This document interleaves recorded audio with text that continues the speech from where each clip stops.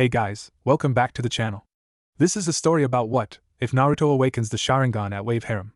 Before I start, please support for more amazing content, and do consider subscribing to my channel and share this video with your friends.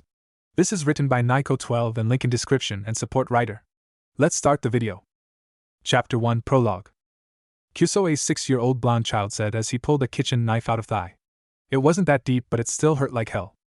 Damn, villagers are starting to get crazy. Naruto Uzumaki sighed as he closed his eyes to catch his breath. He's been running around for a few hours now, and he finally found a place to sit and rest as the villagers looked for him.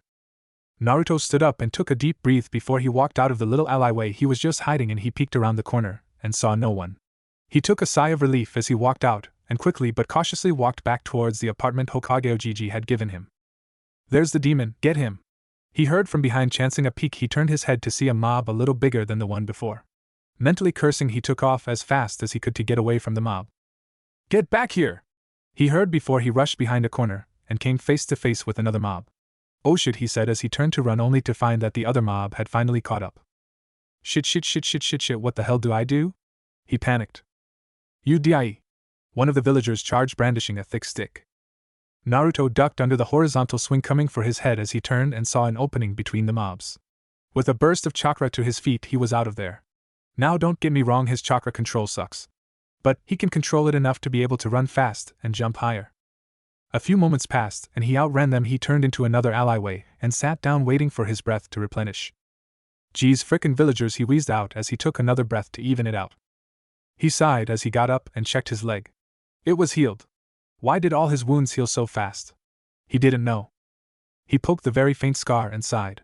He stood up straight and cautiously peeked out the alley as to not run into another mob. He eventually got onto the street that held his apartment. He walked up the steps and unlocked the door. As he got in, though, he realized that they vandalized it. Damn. He sighed as he started cleaning up before jumping to the shower and eating a cup of instant ramen as soon as he got out. Such a long day. The 6-year-old sighed to himself before changing into his pajamas with the weird nightcap. He dozed off, not knowing that he was about to meet the thing that made his life with the villagers miserable. Mindscape. Naruto awoke to the sound of water dripping. What the? He said as he stood up and looked around. The place looked and smelled like a sewer. Looking around, he spotted what seemed to be the only way to walk, so he stood up and walked through the tunnel till he came across a tall and wide cage with a white paper with the kanji 4 seal decorating the front of it. Walking up to the gate, he peered in, only to be met with large claws protruding from the bars. Naruto stumbled backwards and stared through the bars till 2 enormous eyes opened, revealing crimson irises with slits for pupils. The giant monster suddenly grinned, revealing many sharp teeth. Especially the canines. So, I suppose you're the human keeping me from my freedom, it suddenly said, startling Naruto. What are you? He stuttered out, looking at the thing's eyes. Hey, me? I'm the great Kyubi no Kitsune, he said, looking down at him. Wait, you said that I'm keeping you from your freedom? After receiving a nod, he became very angry. So, it's your fault that the villagers treat me the way they do, he shouted at the giant 9-tailed fox. Watch your tone when in my presence, mortal, he growled out, glaring. No, I'm not afraid of you, Kyubi team, he shouted, seething. Kyubi just growled before sighing and closing his eyes and mumbling whatever. Naruto just sat down and calmed himself before opening his eyes to look at the giant fox. His 9 tails swaying around in agitation as he was still annoyed with the small blonde. How did I end up here anyway? He asked no one in particular, but being the only one there, the fox shrugged. I don't know, and I don't really care. As long as I get my sleep, we'll be just fine, he said, closing his eyes again, and a light snore started up. Raising an eyebrow, Naruto stared at the beast again and mumbled whatever. He laid down and fell asleep, waking up in the real world. The next day, Naruto awoke with a groan, the night's conversation still fresh in his mind. Was it just a dream, he thought to himself before the deep voice of the fox sounded in his head. It was no dream. You can hear my thoughts? Obviously. Naruto rolled his eyes and started with the usual morning ritual consisting of a cup of ramen, a shower, brush teeth, get dressed and leave for the day while locking the door on his way out. Geez, Kit, you gotta cut down on the ramen intake. It's unhealthy. Does someone care? Grr, no, I'm just saying. Whatever. He sighed as he walked through the streets, ignoring the glares he got and the whispers directed his way, saying something about demon brat. He honestly didn't care. As long as they didn't get physical, which usually didn't happen till nightfall, he would survive. So for the remainder of the morning he walked around, mostly in the park, sitting on the swing sets that nobody used when he was around. Soon came lunchtime and he checked the brand new frog wallet he got from Hokage Ojiji, which he named Gamachan, and found a good enough amount of money in there before heading off to his favorite new restaurant, Ikaraku's. "Hey old man, I am Nei," he said cheerfully as he ordered his usual 5 bowls of miso beef ramen. When the order came, he dug in making small talk too unimportant to put in the story. LOL, and left paying for his ramen. Now what to do, he thought to himself, tapping his chin as he walked. Noticing where he was, he took a look at the Hyuga compound and smirked, running off to make preparations for his newest prank. A few hours later. He had been around town all afternoon looking for a shop that would sell him some water balloons and paint. When he finally did find one that charged him triple the regular price. He didn't care though, as long as he got to complete this prank he didn't care.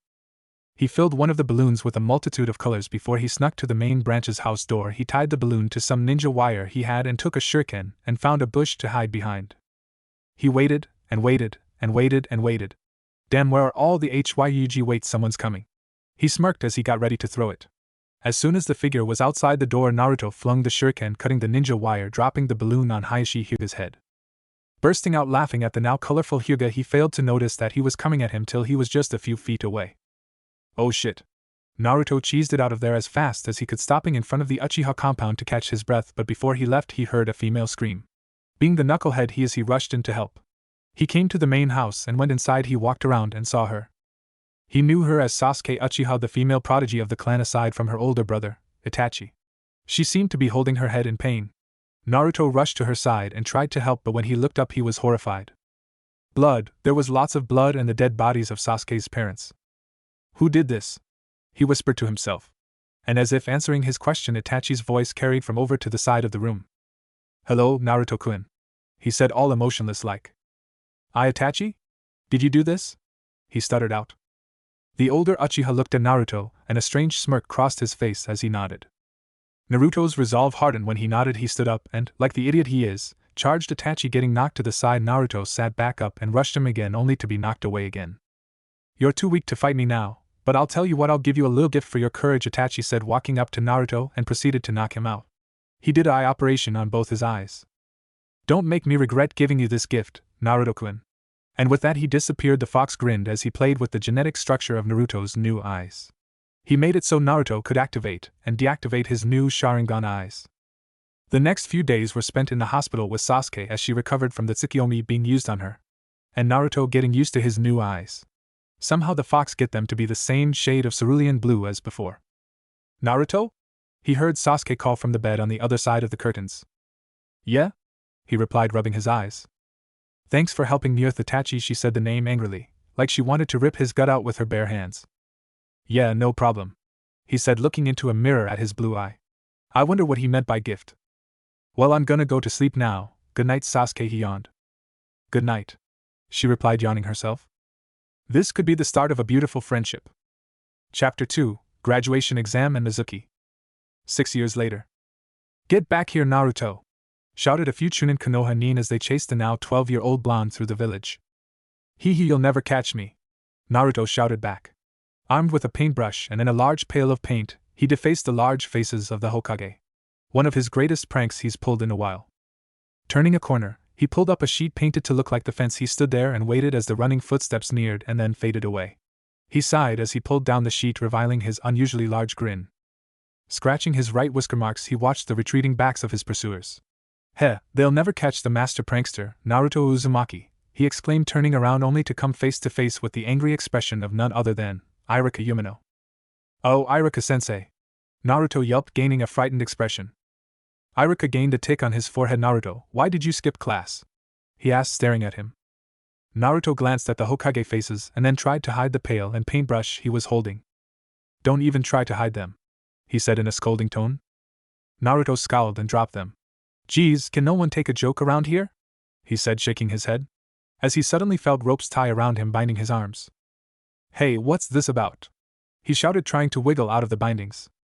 I'm taking you back to the academy and the bindings just to make sure you don't escape again, Iruka answered as Pict grabbed a length of rope like a leash and led Naruto back to the academy.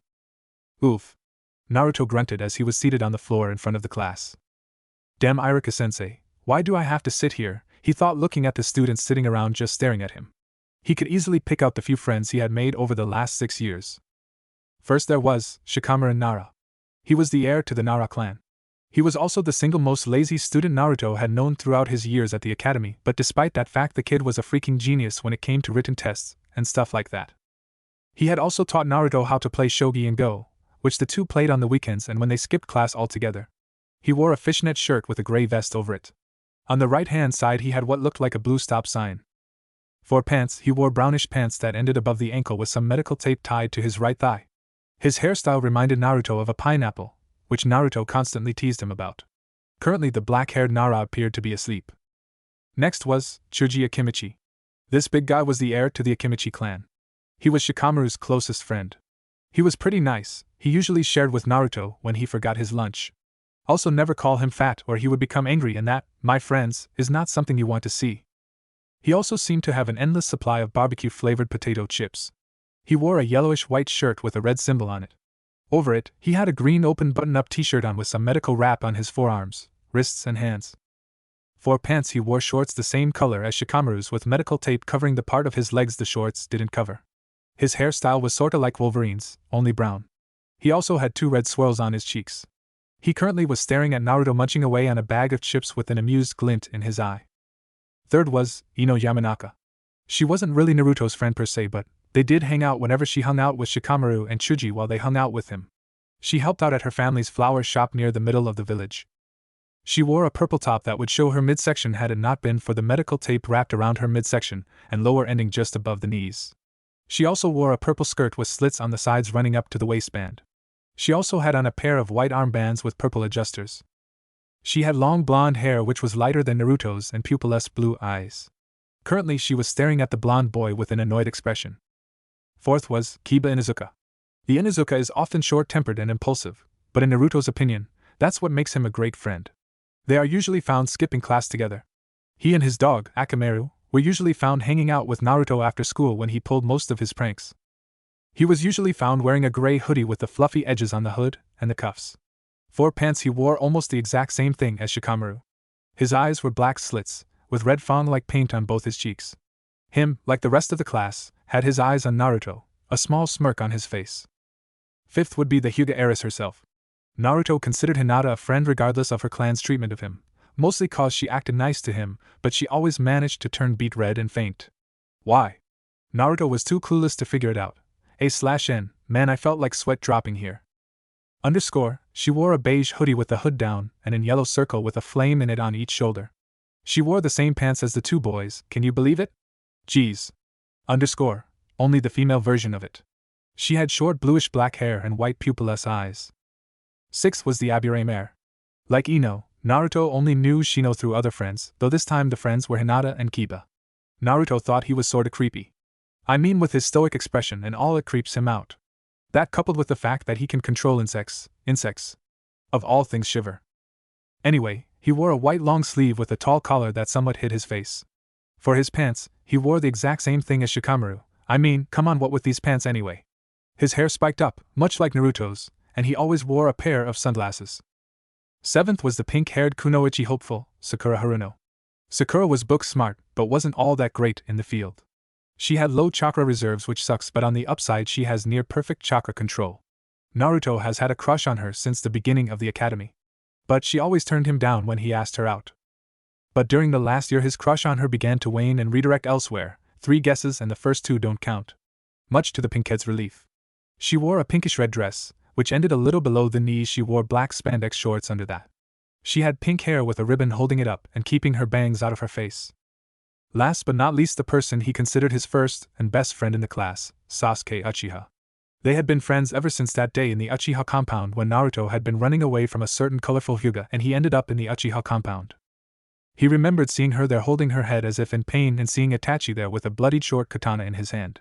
He remembered rushing him, twice, him saying something about a gift, which he still didn't know what he was talking about, then darkness.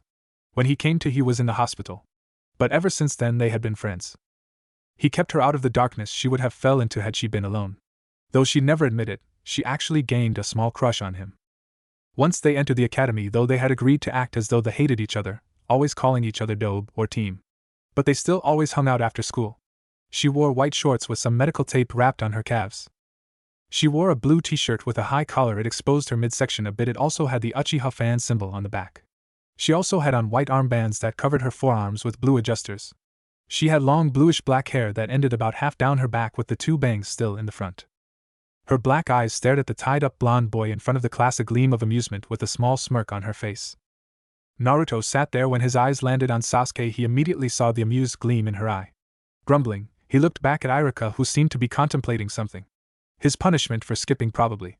He sat there and waited till Irika finally spoke. Tomorrow's the graduation test. Now's not the time to be goofing off like this. He scolded Naruto, who just looked away and scowled. Whatever he mumbled, and since he was looking away, he didn't notice the look of anger on his sensei's face. Time for a Henj no Jutsu test. Everyone line up. He called out. What? The class called out, clearly annoyed that Naruto decided to skip again. Transform perfectly into me, he said as his face now held a look of annoyance instead of one of anger. Grumbling about how this is all Naruto's fault, they lined up. A few students later, it was Naruto's turn. Next, Naruto Uzumaki. Irika called. This is all your fault, one of the students behind him said. Like I give a damn, he replied, forming a ram seal chakra began to swirl around Naruto.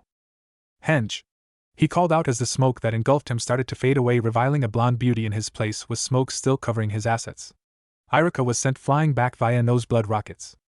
Wahahaha, I called that one my sexy no jutsu. Meh, I forgot the Jap name, he said with a big grin on his face as he dropped it. However, Irika didn't seem to think it was all that amusing. You moron! Don't invent useless skills, he screamed at Naruto using the big head no jutsu. Later that day, Naruto was grumbling as he scrubbed the paint from the Hokage faces. I won't let you go till everything's back to normal.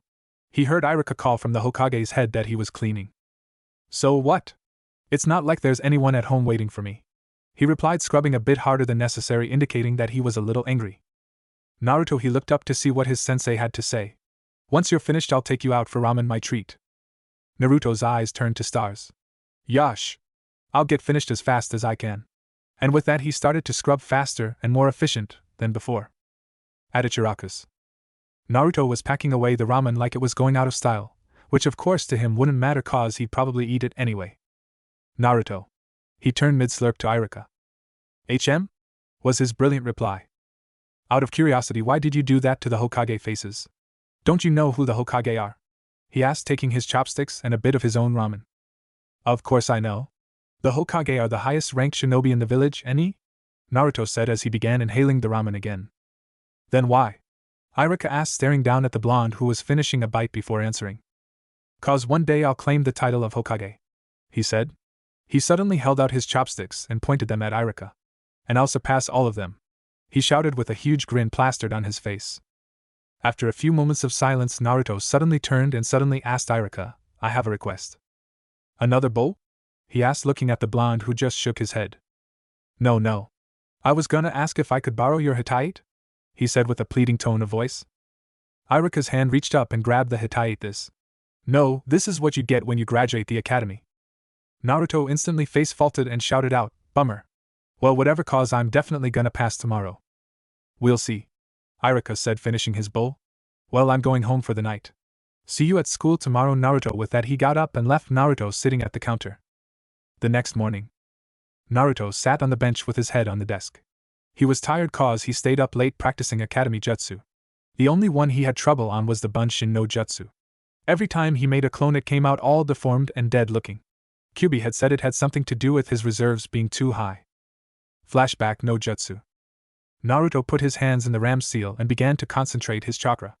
Bunshin no Jutsu. A puff of smoke appeared beside him. As it cleared, it showed a color drained, deformed and dead-looking clone. Ah man! Naruto complained as it disappeared. Your chakra reserves are too high for such a low-level illusion. A voice sounded in the back of his head. What? He asked out loud.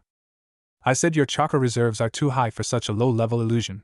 Meaning you have too much chakra to use it. And since your chakra control sucks, you can't control how much chakra you put into it, so you end up putting in too much, so the clones come out looking all dead, explained Kyubi. Oh, was his brilliant reply. What if that was the test tomorrow? What was he gonna do? He shook his head as he started to practice again. Flashback, Ki, release for those who don't know. Naruto practiced well into the night on that specific jutsu, and the only thing he improved on was he managed to make a twin for his dead clone. Hey doe. Naruto lifted his head and saw Sasuke taking a seat on the bench beside him. He waved a greeting. So far them and a few other students were the only ones there. Where were you yesterday? She asked him as he put his head back down. Did you see the person cleaning the Hokage faces? Nod, that was me, he said tiredly. Why were you so tired? She asked, staring at his tired blue eyes. Oh, 'cause I stayed up practicing for today's exam, he replied, putting his head back down on the desk. HN, was his reply. About a half hour later, the rest of the class piled in along with Irika. Naruto and Sasuke went back to ignoring each other as usual while in class. Alright class, today is the graduation exam, Irika called out as he looked around at all the students as he spoke. His eyes landed on Naruto as he said, all you have to do is make 2 identical clones of yourself using the Bunshin no Jutsu. Come to the next room when you're called, he said as he took Chuji Akimichi, hooray for alphabetical orders, into the room with him. Over the next half hour, Naruto was sweating like a pig. He knew it was gonna be the Bunshin no Jutsu, he just knew it. Groaning, he heard Sasuke get called. Good luck, he whispered to her as she stood up. She nodded as her response and left to the next room. When she reappeared, she was wearing a leaf hitate. Congrats, he said as she took her seat beside him. Naruto Uzumaki. Mizuki, a Chunin Academy instructor, called out. Naruto paled and got up. Come on Naruto, you can do it, he tried to encourage himself as he walked into the room. Okay Naruto, do a Bunshin, Irika said, looking at his clipboard. Naruto nodded and made a ram seal, and started to concentrate as little chakra as possible. Bunshin no Jutsu, he called out, and with a puff of smoke 2 clones appeared. But the thing was, they were the exact same as all of them. The only improvement was they got some skin pigmentation back. Sweat dropping, Naruto turned to Irika, who had used his big head jutsu, to yell out, you fail. Naruto flew back, startled, and stared at Irika. Irika turned to look at Mizuki. We could let him pass.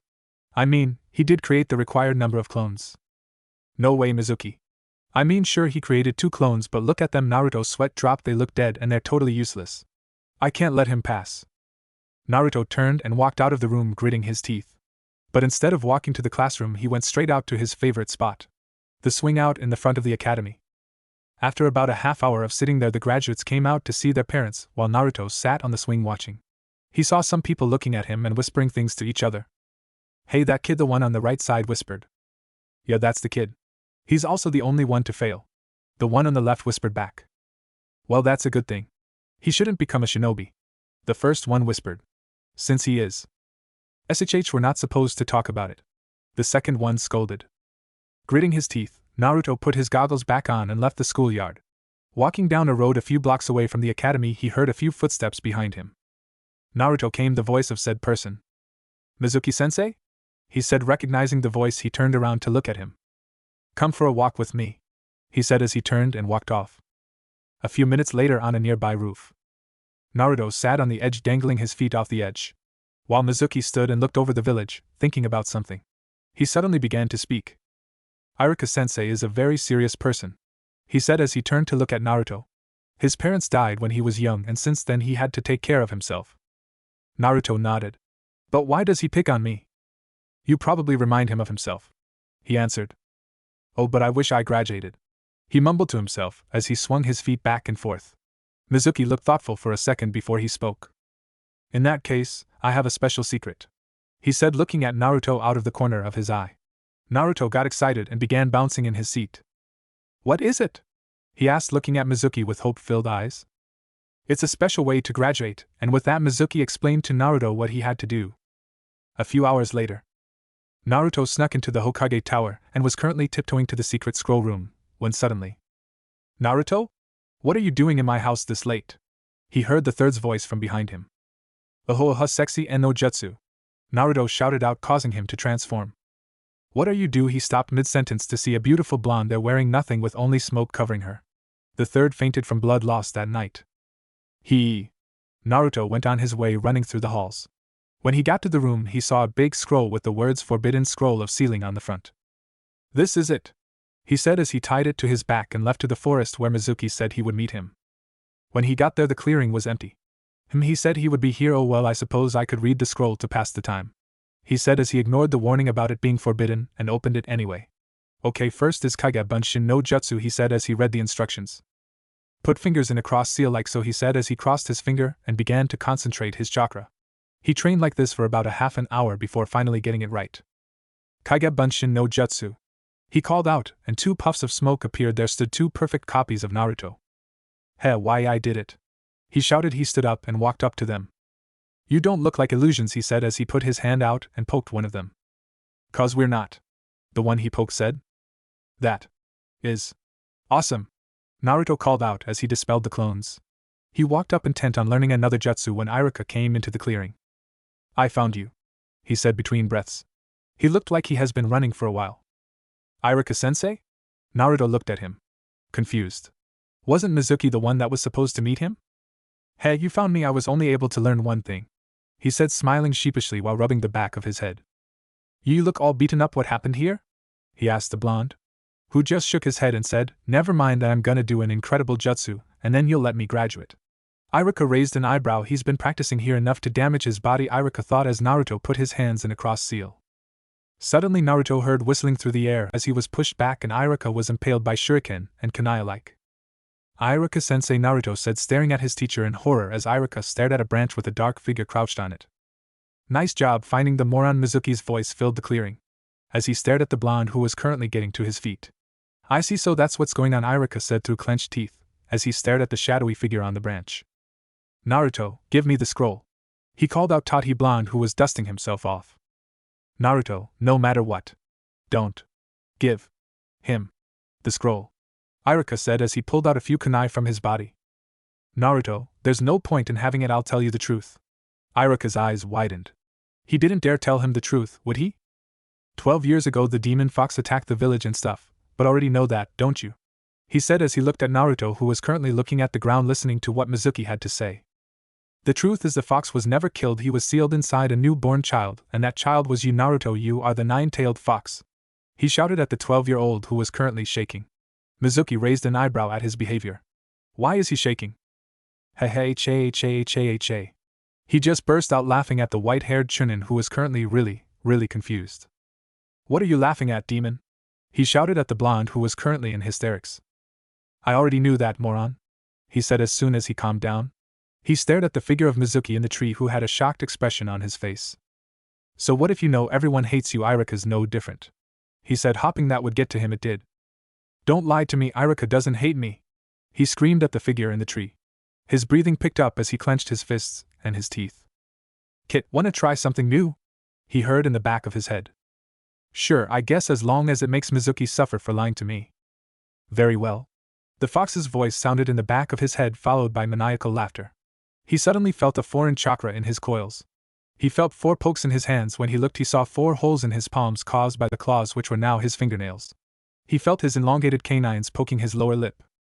With a feral grin, he put his fingers in a cross seal. I'm gonna make you pay for lying to me. Kage Bunshin no Jutsu, he called out as 5 clones appeared around Mizuki. Let's get this party started, they all said in unison. And with that they began beating Mizuki into unconsciousness. Naruto felt the chakra leave his coils as he calmed down. Iruka-sensei, are you alright? All 5 clones asked in unison as he went to go help him pull out the rest of the kunais. They're all solid, Iruka said as he winced from the knives being pulled out. Yep. Naruto grinned sheepishly and rubbed the back of his head as he dispelled them. Iruka looked thoughtful for a few moments. Naruto, close your eyes. Naruto obeyed and felt his goggles leave his head as warm fabric took its place. Open. He opened his eyes to see Iruka smiling down at him with his hitai missing. Congratulations, Naruto. You are now a genin of the leaf, he said with pride in his voice. Naruto's face instantly brightened. Really? That's awesome, he shouted, jumping in the air, then jumping into Iruka with his arms around him. Thank you, he kept repeating. And Iruka just pat him on the head. For a special treat, I'll take you for ramen. Naruto's face, if even possible, became even brighter. Yeah, he shouted, pumping a fist in the air. Here is the start of a very long ninja career for Naruto. Chapter 3, Teams and the Test. Naruto awoke bright and early that day. Excited to see whose team he gets on, he rushed through his morning routine, which this time consisted of a shower, food, which was toast and milk, and a good teeth cleaning. As he got dressed, he looked at his orange jumpsuit and said out loud, Man, I'm a ninja now, and if I keep wearing this I'll be like a big orange bullseye screaming, kill me, I am an idiot. He shook his head, resolving to use a henge to buy some new weapons and clothes after he leaves from the academy. He left his apartment with a big old grin of his face, proudly wearing his new leaf Hittite star. He walked through the village, holding in a laugh, as he watched the civilians' reactions to his new ninja rank. Most of them were surprised, some looked mildly disinterested, and others had looks of disappointment, and on very few had angry expressions. He had just about burst out laughing at the ones with angry expressions. When he got to the academy, he sat in his regular seat beside Sasuke, who, no matter how early he left, she always beat him there. She looked surprised at him for a second, then up at his Hittite. "Thought you failed, dope," she said with a smirk. He nodded. "I did, but I showed Irika-sensei something even better than a regular bunshin," and he reconsidered. She raised an eyebrow. "I'll show you if we got on the same team," he said with a foxy grin. She just nodded. For the next few minutes the class filled up. Most people who saw Naruto just raised an eyebrow but shrugged it off as if it were nothing, which to most it was nothing. Naruto thought that today would actually be a good day, and no one was gonna ask him what he was doing here. He was wrong. "Naruto, what are you doing here?" some random student asked. Naruto just raised a hand to adjust his Hittite. "Isn't it obvious?" he said, holding in a smirk as the kid got angry. "Can you move out of my way?" The boy turned around and came face to face with a person a little taller than them with dark hair. Naiko Hikari. Naiko Hikari was a few inches taller than Naruto. He had longish dark spiky hair, the bangs of which he kept held out of his eyes with his Hittite. He wore a pure black t-shirt with a long-sleeve fishnet shirt under it. He wore cameo pants that were a little baggy but comfortable and easy to move in. He wore black ninja sandals, each with a white lightning streak on the outside. Personality-wise, he was just like Kiba. Loud, obnoxious, always ready for a fight, but he can be serious when occasion calls for it. To Naruto, his worst quality was that he was one of Sasuke's shudder fanboys. Naiko stared at the person, who nodded and walked away, promising Naruto he would be back at lunch. "Naruto, move so I can sit beside Sasuke-chan," he said in an irritated tone. Naruto turned his head to him and shook his head. Naiko quickly became angry at the blonde. "I said, move it." "And I said no," Naruto countered. Although this only offered to fuel Naiko's anger. He grabbed the blonde's collar and pulled him to his feet. "When I say move, you move?" he said in an angry, ordering voice, layered with command. But the blonde just shook his head. "No." Naiko's fist connected with the blonde's jaw as soon as the word left his mouth. Sasuke scowled when his head got thrown back, and she could see his lip was bleeding. The pain didn't bug Naruto, no, it only fueled his own anger. Naruto reached his hand up and gripped Naiko's wrist. "Let go." He waited for a few seconds. When he didn't move, his hand started constricting around Naiko's wrist. Naiko started gritting his teeth as the pain began setting in. But he wasn't gonna let go. No way was he gonna let go. Naruto smirked as he felt the joint begin to crack. But just before he broke it, Irika came in.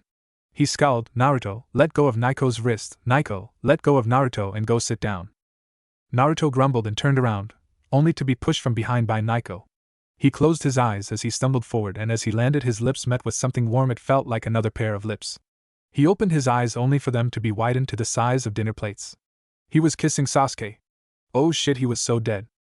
He jumped back and started apologizing. Then he turned to Naiko, who was just as surprised at what happened as the two others, and began glaring daggers at him, muttering "bastard," before Irika could shoot Naiko down to his seat. Sasuke was pissed. Safe to say it wasn't at Naruto, but Naruto could still feel the covered-up killing intent leaking out. Thinking it was for him, he dropped his head on the desk and waited for Irika to start. All the while Irika was just watching, amused, trying and succeeding to hold back a chuckle. But he closed his eyes and started thinking about what he was gonna say. After a few moments he started. "Starting today you are all real shinobi. But you are all still genin. The hard road that lies ahead has just began. Now you will all soon get missions to help the village, but first you need your 3-man team and a jounin sensei, and you will follow his or her instruction in order to complete the mission successfully." He finished to take a breath and looked over each student. "We will now start the selection of the 3-man teams. Team 1 will be." He started the long and boring process of selecting teams. Naruto looked around at the people and instantly thought, "I'm in no way being in his team, but if it's that or my shinobi career." He shook his head and continued glaring at Naiko until he heard his name called. Team 7 will be Naruto Uzumaki. Naruto's head snapped up to see who was on his team. Sasuke Uchiha. Naruto silently cheered in his head and began thinking, "Please don't be Dash," but his thought was cut off by the name of the third person. Naiko Hikari. Your jounin sensei will be Kakashi Hatake. He finished looking at the three. Naruto looked half happy half pissed. Same was said for Naiko while Sasuke was indifferent. He shook his head and continued on. A half an hour later, after the team selections and a speech by Irika, they were dismissed for lunch. Naruto walked straight to the roof to just sit there and watch the clouds as he ate his lunch while he waited for them to be called back in. He leaned back and closed his eyes thinking about what he was gonna change his outfit to be. After a few minutes he heard footsteps coming towards him. Opening his eyes he saw Sasuke. His fear lowered when she didn't do anything other than sit beside him. "Hello, Sasuke," he said, giving her a small nod in greeting. "Dobe," she greeted back. After that there was a silence, and why awkward silences. It was a few moments before either of them spoke, and when they did speak it was Naruto who was apologizing again. "Listen, about earlier Naiko pushed me, so it's not really my fault, but I'm sorry anyway," he said, closing his eyes again. "It's alright," she said, just watching the clouds. "So we're on the same team. Mind showing me that jutsu then?" Naruto raised an eyebrow and thought for a moment. "Oh yeah, that." He put his hands in a cross seal and called out Kage Bunshin no Jutsu. A few Narutos appeared around them, all waving and saying yo. "Are they solid?" she asked with a raised eyebrow. "Yep," they all answered at once with a big grin. "That's cool, I guess," she said as they all disappeared into a cloud of smoke. "Sure is," Naruto exclaimed, opening his eyes to watch the clouds again. "I suppose I have myself some servants," he mused with small grin on his face. "HN," was his response. About 10 minutes later they were called back in. Naruto sat in the back in his normal seat by Sasuke. Naiko sat with his friends till they were the only three left. Naruto got up and walked to the chalkboard and grabbed an eraser before going to the door and proceeding to set up his prank. Sasuke held back a smirk and Naiko just stared at the blonde. "What the hell are you doing, Naruto?" he said, annoyed at the blonde's antics. "Does it matter?" he said, turning to glare at the dark-haired boy. "Yes," he answered. Naruto rolled his eyes. "Pranking our Jounin-sensei, duh," he said as he looked at his work. He nodded and went back to go sit down with a big smile on his face. "You know he's a Jounin, right? He won't fall for that," Naiko said, shaking his head. Whatever. Naruto put his chin on his hands and proceeded to watch the door. Approximately 20 minutes after that the silver-haired Jounin finally made his appearance. He slid the door open and popped his head in, causing the chalky eraser to fall on his head. Naruto for his part burst out laughing, Sasuke smirked and Naiko looked totally shocked and incredulous. Kakashi for his part looked somewhat amused. "My first impression of you guys is," he seemed to think for a few moments, "you're all annoying." Naruto face faulted. "And you're annoying for being late," he said, glaring at the Jounin, thinking of ways to get him back for calling him annoying. "Whatever, just meet me on the roof in a few minutes," he said, shining asterisk out of there. Naruto stood up and grabbed Sasuke's wrist before going and grabbing Naiko's wrist. He then proceeded to drag them to the roof of the academy. Kakashi smiled as he saw them appear on the roof with Naruto leading the way, dragging them. He looked them over and assessed them. The blonde one looked like a loud and obnoxious idiot. The Uchiha looked arrogant. And the Hikari looked like an overachieving fanboy. "Okay, children," Naruto glared, "we're gonna introduce ourselves by stating your name, likes, dislikes, hobbies and dreams for the future." He looked at each of them before saying, "I'll start just so you know what to do. My name is Kakashi Hatake. My likes are none of your business, either are my dislikes. My hobbies I have lots. As for my dream..." They all sweat dropped. "All you really told us was your name," Naruto said. Ignoring Naruto, Kakashi pointed at Naiko. "You go first." Naiko rose an eyebrow. "My name is Naiko Hikari, my likes are Sasuke and training.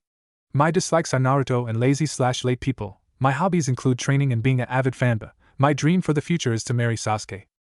"Oh wow, a fanboy, this should be fun," Kakashi thought sarcastically. He pointed to Sasuke. "You next." "My name is Sasuke Uchiha. My likes are training and hanging out with my friends. My dislikes are fanboys." Naiko face faulted. "My hobbies are same as my likes. My dream for the future is to resurrect my clan." "You next, Blondie," Kakashi said, pointing at Naruto. Naruto scowled before he spoke. "My name is Naruto Uzumaki. My likes are ramen, training and my friends. I dislike Naiko and waiting the few minutes it takes the ramen to cook. My hobbies are training and pranks. My dream for the future is to become Hokage and have everyone in the village acknowledge me. I see. Well, the day after tomorrow we will start our duties if you can pass my test," Kakashi said, not looking up from his orange book he had in his hand. "What kind of test, Kakashi-sensei?" Naruto asked, confused. "A survival test. You see, out of the many who passed the graduation exam, only 9 go on to be actual genin from a test administered by their Jounin-sensei. Every student I've had in the past failed. Hopefully you guys won't be the same," he explained, amused at the horrified faces of Naruto and Naiko. "Well, that's all for now. I'll see you at the training grounds at 6 tomorrow. Oh, and before I forget, don't eat anything unless you like losing your breakfast," he said as he disappeared in a swirl of leaves. Naruto stood up and said, "I'm eating anyways cause I can't survive on an empty stomach," he said as he walked to the edge and looked down. "Well, I'm off. See ya tomorrow, Sasuke, Naiko." He jumped off. Naiko turned to Sasuke, "So, no," she said before walking off, causing Naiko to face fault then leave as well. Naruto stood on a building across from the ninja clothes store. This should be easy. Henge he transformed into a tall dark-haired Kakashi with no face mask. Grinning like an idiot, he walked into the store and began looking through the aisles. He ended up buying a black t-shirt with a dark reed Konoha swirl on it with a black cloak. Think Akatsuki, but it's not buttoned up. It's wide open and small enough to fit Naruto over it. The cloak had bits and prices of orange on it, cause Naruto wouldn't be Naruto without found some loose-fitting ninja pants and bought those too. He left and went home to change before leaving to the weapons shop. He checked Gamachan and noted he had enough of last allowance left for a few weapons. He entered the shop in his new apparel and nodded his greeting to the store owner before looking around. He grabbed a few packs of kunai before noticing a sword that looking like it was severely cracked. He took it up to the store owner. "Is this sword broken?" he asked with a raised eyebrow. "No," the store owner chuckled, "it's called a dagger-tail sword. Not a very used weapon, I'll tell you that." Naruto laughed a bit then took another look at the sword. "How does it work?" "You just push your chakra into the hilt there, and the links come apart turning into a very useful weapon. Go ahead and try it out." Naruto looked at the blade and pushed chakra out into it before the cracks broke apart, revealing the tail part of dagger tail. "Cool. How much?" Naruto asked, definitely taking this weapon. 500 ryu without the scroll, 550 with it," he answered. Naruto put down the kunai and shuriken he was buying and took out Gamachan and put down the rest of his money, leaving only enough to buy a few bowls of ramen. "Be right back," he said as he went to the back. When he came back he was holding a scabbard and scroll. The scabbard it for holding the sword while the scroll contains the katas needed to use the dagger tail correctly, he explained. Naruto nodded and put the dagger tail into its scabbard while walking out reading his scroll. Time to go train, he thought happily as he made his way to training ground 7. The next day, Naruto woke up laying on the grass. "What? Where am I?" he thought to himself as he looked at his surroundings. "Oh yeah, I trained myself to exhaustion yesterday." He sat up and yawned, taking out a rations bar he didn't forget to bring in case he did end up falling asleep outside. He ate it quickly and checked the sun. "It's roughly 5:30, I'd say," he thought as he stood up and unsheathed his dagger tail. He decided to name Shurikage * and started practicing his katas again. Forcing chakra into the hilt, the blade became a chain of destruction as Naruto repeatedly and unmercifully gashed the training posts. About a half an hour later Sasuke showed up. She looked at the person with the whipping sword and a cloak. She took out a kunai and prepared to throw it when she saw the dead give away his blonde hair. "Dobe, what are you doing?" she called out to him, causing him to jump and lose control of the swing, causing the blade to miss its intended target and hit Naruto, who luckily slowed it down so it didn't pierce his skin. "Geez, Sasuke, I could have gotten hurt there," he called back as he stopped his chakra flow to the blade, causing it to retract back into sword form. "Why were you dressed like that?" she asked, completely ignoring his complaint. "Cause my old outfit screamed I'm a target." "Kill me," he answered, sheathing Shurikage. He then sat down and ate another rations bar. "Did ya eat anything before coming here?" She shook her head, "Had no time." "Sure you did." He handed her a rations bar. "If he's anything like yesterday, then he probably won't be here for a few hours." "If that's true, then why are you here so early?" she asked, looking at the mangled training post. I fell asleep here," he said sheepishly. "I see," she replied, eating her rations bar. Naruto stood back up and released the full fury of his dagger tail on the nearest tree, shattering the bark and gashing it up pretty bad. He smirked at the power of Shurikage, and that power would only increase as his own does. Well, I guess we could use this time for, say, sparring?" Naruto said, resheathing Shurikage. She nodded and got into a taijutsu stance. Naruto smirked as he charged, drawing his fist back. Sasuke ducked under the punch coming her way and shot upward, catching Naruto in the gut and lifting him off the ground. Naruto dropped on a knee holding his gut as Sasuke smirked at him. He kicked her off her feet and tried to do a flipping heel kick, but she rolled out of the way before his heel could make contact. Getting up on one knee, Sasuke took out a few kunai and tossed them at Naruto, who dodged and in turn threw a few shuriken. Naiko arrived a few moments into the spar but decided not to butt in, so he just observed from afar, waiting for them to finish. This went on for about a half an hour before the two noticed Naiko and rotated to get used to each other's fighting styles. To say Naiko was surprised at Naruto's new appearance would be like saying Tsunade rarely drank. After about another hour they finished before Kakashi finally showed up. "Yo," he said with a small wave, not looking up from his favorite perverted orange book. "You're late, Kakashi-sensei," Naruto shouted, pointing finger. He may have changed his look, but his attitude is still the same, thought Kakashi, who put away his orange book for a few minutes so he could explain the rules to the three. He took out a clock and hit the timer. "This is set for noon," he explained, taking out 2 bells. "Your task is to take these from me before the time is up. If you don't get a bell by noon, you get no lunch," he said, tying the bells to his belt. "Oh, and you won't succeed unless you come at me with the intent to kill. Now, begin." The moment the word begin left his mouth, all 3 took off in different directions. Naruto took off to the north and pulled out a kunai. Straining his ears, he listened for the arrival of Kakashi. Hearing a slight rustling noise, Naruto threw it. Upon hearing a yelp, he opened his eyes and looked into the bush where he seemed to have hit Naiko's leg. "Whoops, sorry Naiko," he said, helping him to his feet. "I wonder how hard Kakashi will be to defeat alone. Stay here, I'll be right back," he ordered Naiko, who rose an eyebrow but nodded. Naruto found Kakashi in the clearing reading his orange book. Taking out a kunai, Naruto slowly and quietly as he could, tried to sneak up behind Kakashi. But that plan failed when he stepped on and broke a twig, causing Kakashi to spin around, throwing a kunai. Blocking it, Naruto charged his new sensei and attempted to cut him. This attempt was blocked and Naruto was kicked away. Unsheathing Shurikage, Naruto swung its sword form at Kakashi, who jumped back and dodged the vicious blade. Smirking, Naruto swung again, this time adding chakra into the equation, causing the sword to take on its dagger tail form. After a few dodges and blade redirections, Kakashi put his orange book away and started fighting back. Realizing Kakashi was just playing with him, Naruto made a few clones to keep him busy while he ran back to Naiko. "I stood a fight, but I realized he was just toying with me," he said thoughtfully. "We need to regroup and come up with a plan of attack," he said as they went to find Sasuke. A few minutes later they found he attempting to go into the clearing to fight Kakashi. "Wait, Sasuke, we need a plan," Naruto loudly whispered to her, causing her to jump and glare at them. "Don't freaking sneak up on me like that," she whispered back, annoyed. "Maybe if you used your ninja senses, we wouldn't have been able to sneak up on you," Naruto told her smugly. "Shut up, dope," she said back. "Whatever, we need a plan of action," Naruto said as he closed his eyes and thought. "Okay, this is how it will start." 10 minutes later, Kakashi started giggling and the front of his mask gained a tint of red as he read a particularly perverted part of his book. "Hey sensei!" He looked up only to see about 20 Narutos, all with the released dagger tail, grinning maniacally. His eye widened, all the Narutos just laughed as Kakashi felt a tugging at his belt and saw Sasuke taking the bells. All the Narutos disappeared, leaving one. "Well, that was sort of anticlimactic," Naiko said as Naruto let him have his bell. "Well, at least it worked," Sasuke said as she sat on one of the training posts. The other 2 did the same. That it did," Kakashi said thoughtfully. "And you used teamwork, which incidentally, was the whole point of this exercise." All 3 nodded as he went on. "To quote my best friend, in the ninja world, those who break the rules are trash. But those who abandon their comrades are worse than that. All my past teams just followed the rules and went off to go plan themselves and came at me without the aid of their friends, causing them to fail. But you guys didn't do that. You planned together and executed the plan together. Although, you did leave Naiko out of it," he said, to which Naiko nodded. Kakashi finished, "But you still use teamwork, which is why you 3 pass." Naruto jumped into the air from his training post shouting "Yada!" Sasuke smiled and Naiko started cheering while Kakashi smiled. Thus the start of their lives as ninja.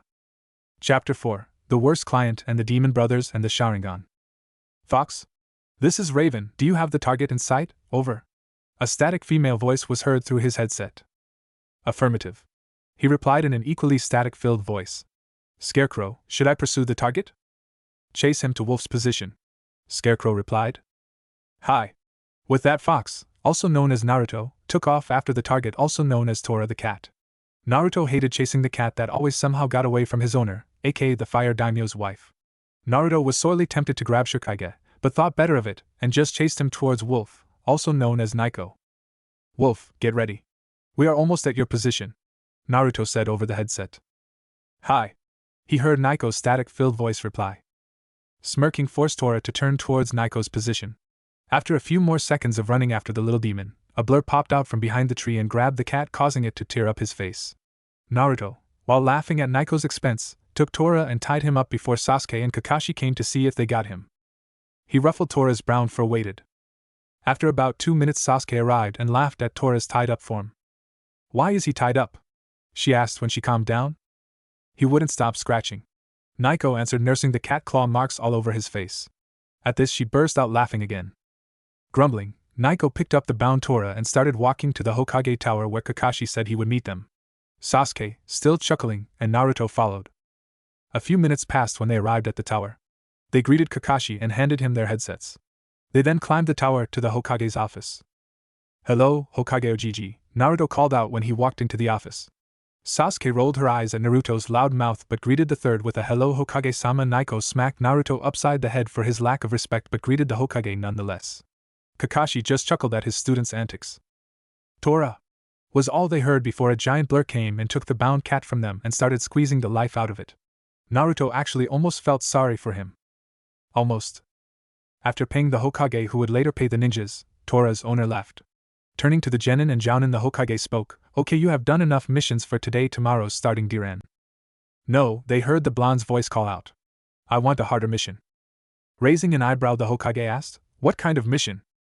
"I don't know, but anything is better than these chores you have us doing.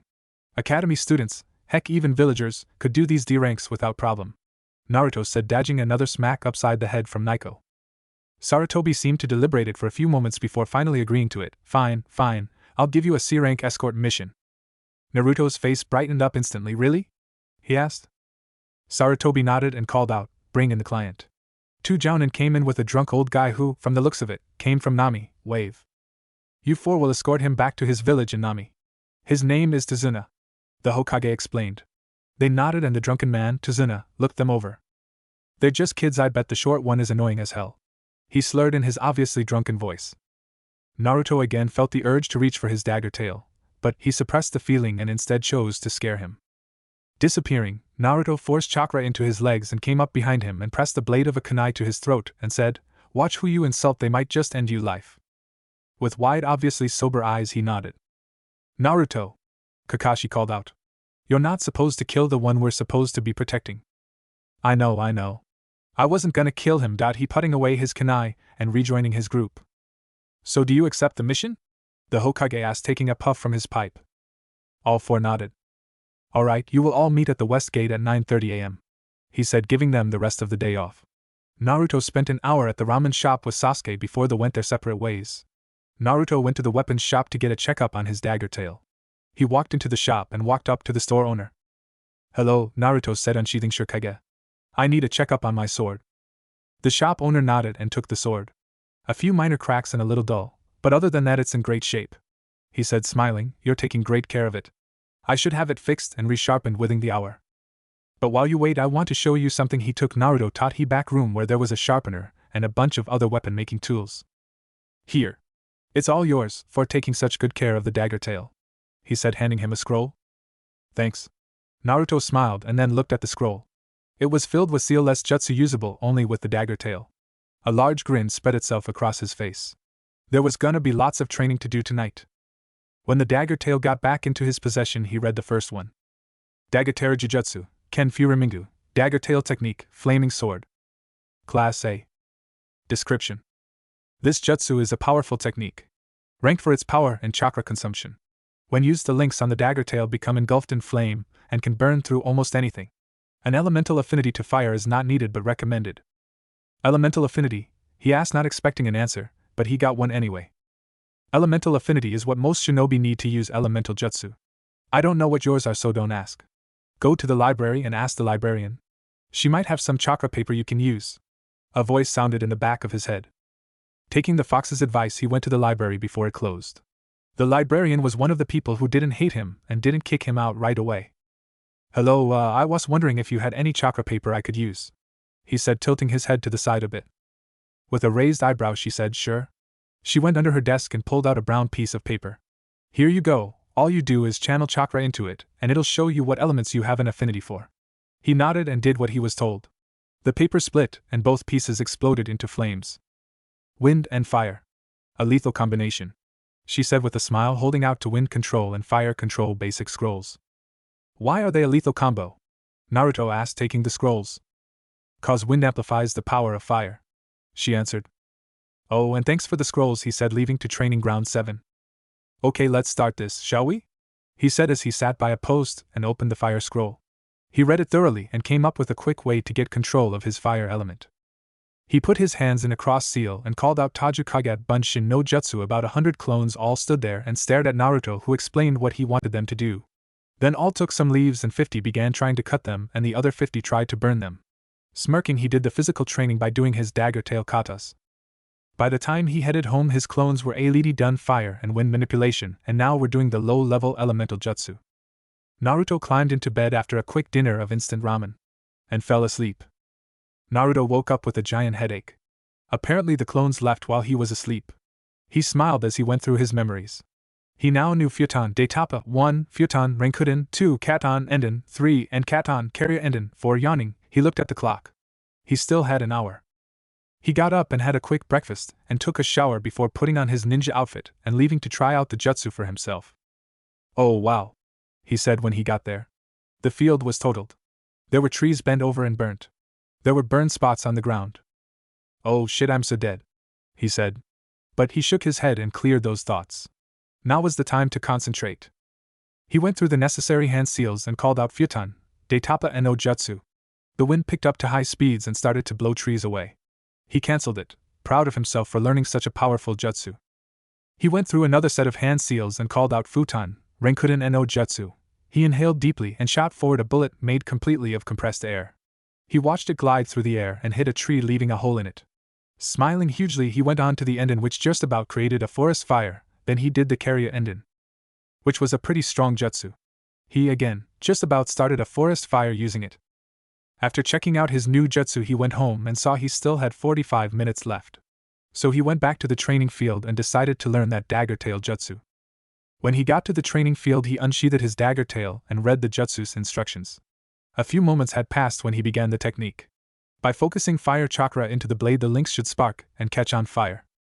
He began channeling fire chakra, causing the blade to turn into the dagger tail, and the runes along the blade to glow and begin sparking. "Dagger tail jujutsu, Ken Furimingu," he said, and the runes all let out a big spark, but the blades didn't catch on fire. "Damn, maybe I didn't channel enough chakra," he thought out loud. He practiced the technique for the next 30 minutes before all the links caught flame. "Yes, I did it," he shouted as he jumped around with a still flaming dagger tail. "Ow!" he yelled out as one of the links caught his side while he was jumping with joy. He laughed sheepishly as he extinguished the flames and left to the western gate to wait out the last 15 minutes. A few minutes later, Sasuke came walking, looking at Naruto strangely. "Naruto? Why is there soot around your mouth?" "There is?" he asked, feeling his face. He looked at his hand, and sure enough, there was faint black soot on his hand. He rubbed his head sheepishly as he replied, "I was using fire ninjutsu." "You can use fire ninjutsu?" she asked, slightly amazed. "Yep," he replied, wiping away the rest of the soot. Kakashi and Naiko appeared at the same time. "Now we wait a few minutes for the client to get here," Kakashi told them. Naruto looked at the trees surrounding the village. "I could come out here and use a clearing as a private training ground," he thought to himself with a slight smile. "Here he is." A voice called Naruto's attention back to his team. "About time," Naiko said with his eyes closed. "Hey guys," Tazuna called out, actually sober. "Ready guys?" Kakashi said with an eye smile. "Yep," they all said in unison. With that, they set out. They walked for a few hours before taking a break, in which time Naruto took to practice his low-level Dagatera Jujutsu, Ken Furimingu. At such a low level, the blades only glow while giving off heat that would start a fire if left on a surface for too long. He slashed at a tree, leaving singed marks. A half an hour later, they set off again, Naruto pretty much leading them all. Night fell and Naruto took first watch. Making clones, he sent them into the immediate area to scout, while he went to find a clearing to practice. He took out his dagger tail and made a clone to spar with. After a few minutes of back and forth striking with the dagger tails, he finally slashed the clone across the chest, every blade link hitting it before it dispelled. He felt the slash through the clone's memories, and boy did he not want that to happen to him. "Quite the vicious attack, don't you think, Gozu?" A mocking voice rang out through the clearing. "Yes indeed, Meizu." A second mocking voice rang out. "Come out!" Naruto shouted, pulling out a kunai. "Duck, you fool!" the demon told him, which he did without hesitation. It was then he noticed the chain that would have wrapped around him. "You seem to be one of the ninja escorting the fool Tazuna back to Wave," the voice of Gozu said from behind him. He turned and stared at the Kirinin. He appeared to be about 25. He had long brown hair and a Kiri Hittite with a spike over it. He wore a mask over the bottom his face with two valve things. He wore a cloak like Naruto's, but his didn't open. He also had a clawed gauntlet with a chain coming out a hole on the cuff part. He followed the chain and saw someone on the other side who had the same gauntlet on the opposite hand. His hitai wad two horn-like things coming from it. His hair was just like Gozu's but more scruffy. He also wore a mask over the bottom of his face with one valve thing. He wore a dark camouflage t-shirt with a brown sleeveless over it. Naruto made a clone one watching Meizu and him watching Gozu. The chain suddenly tightened and the demon brothers started to circle Naruto and his clone. Naruto ducked under the chain that, he was pretty sure, could tear him up. However, the clone wasn't so lucky and he proved that Naruto would have died if he got caught in the chain. "What's your name, Blondie?" asked Meizu. "Why should I tell you?" Naruto asked, dodging a few kunai. "We would like to know the name of the person we're gonna kill," Gozu said with an unseen smirk. "Who said I'm the one going to die?" he asked, jumping over the chain that was going for his feet. "Us, obviously," Meizu said in a bored tone of voice. Naruto growled and closed his eyes and took a deep breath. When he opened them, everything was tinted red and the demon brothers both had a blue aura around them. "The hell? This again?" he whispered to himself as the two seemed to move slower. Flashback. 7-year-old Naruto was running through an alley, only to find a mob come to the other end.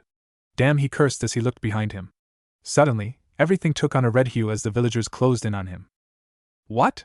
he said as he looked around with his now level 1 sharingan. He saw an opening and took off, finding another place to hide. He watched as the red hue faded and everything was normal. What was that? He quietly asked himself before heading to his apartment. End flashback. Naruto thought back to that day as the first time he remembered seeing this red hue and he still didn't know what it was.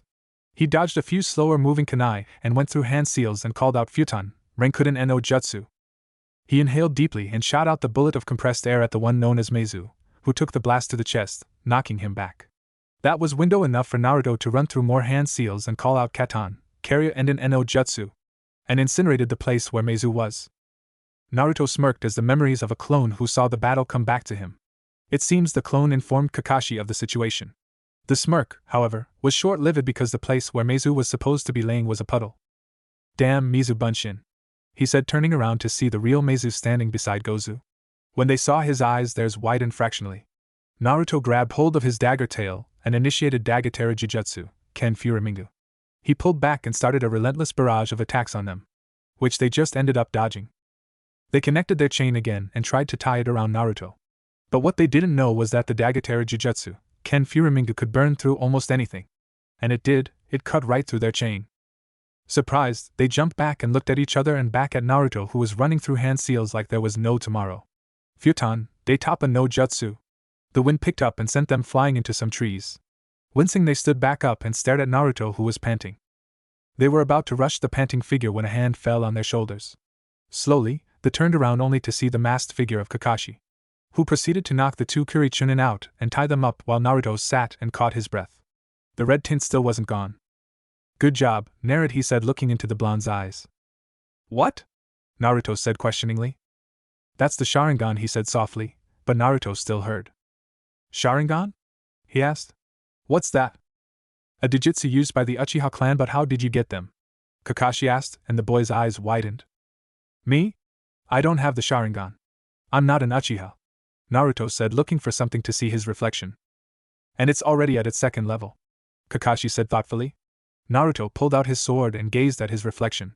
Sure enough, the irises were red and each eye held 2 tomo. "The Sharingan," Naruto said softly, touching under his left eye. "I have the Sharingan too," Kakashi said, taking Naruto's attention from his reflection. He picked up his hitai that covered his left eye and Naruto was gazing into Kakashi's level 3 Sharingan. "But since you're not Uchiha, you shouldn't be able to deactivate it," Kakashi said. Naruto scowled and said, "Maybe it has something to do with that stupid fox," he said, hearing a growl from the back of his mind. "Maybe," Kakashi said thoughtfully. "Anyway, stop the chakra flow from your eyes. That should deactivate it." Naruto did what he was told, and the red hue faded away. "We should go back and rest now. I'll take the rest of the night watch," Kakashi said, leading the tired blonde back to the camp where he entered his tent and fell asleep. Chapter 5: Memories and a Demon. Naruto was sitting against a wall trying to catch his breath. He had just played a prank on a group of inebriated people. He had set up a chain reaction so when they were leaving the bar they would trip a wire, causing a barrage of water balloons to fall on them. Despite their obvious drunkenness, they had noticed Naruto chuckling in the bush and had chased him. Fortunately for him, they were drunk and pretty slow. Unfortunately for him, he was 6 and also not very fast. He sat there panting, still laughing about his prank, when suddenly he heard a drunken shout from his right. He turned to look at the soaked, drunk man who called out to his friends. "I found him, I found the demon." He slurred and turned to look at Naruto, who had conveniently, for them, chosen to hide in a dead end. The other came running and stared upon the small child, who was shivering in fear. Some began advancing upon the small fear-filled child, while others looked a bit hesitant. "What if we get caught?" one asked. "Don't worry, we won't. We just gonna rough him up a bit anyway, so no one should care," the leader said, smirking darkly. That got the others over their hesitance, and they began to advance upon the small 6-year-old. But before they could reach him, a figure appeared between them and Naruto. "Leave the child alone," he spoke in a teenager's voice. Naruto looked up to see a person wearing ANBU armor glaring at the group of 5 drunken men.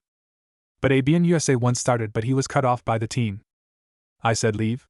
Now," he ordered, and the men started stuttering out apologies and took off. He turned to Naruto and knelt down to eye level and asked, "Are you alright?" "I am fine, Mr. ANBU-san," Naruto said quietly, tracing the markings on the weaselesque mask with his eyes. "Good," the teen said, standing to walk away when Naruto jumped up and said, "Wait." "Yes?" the ANBU said, turning his head slightly. "Can I have your name?" he asked with a large grin on his face. "Weasel," Weasel answered. "Okay, thanks for saving me, Weasel-san," Naruto said with his grin widening fractionally. The teen nodded to Naruto before stepping out onto the street and disappearing, leaving Naruto to walk to his brand new apartment. A week Naruto sat on the swing at the academy.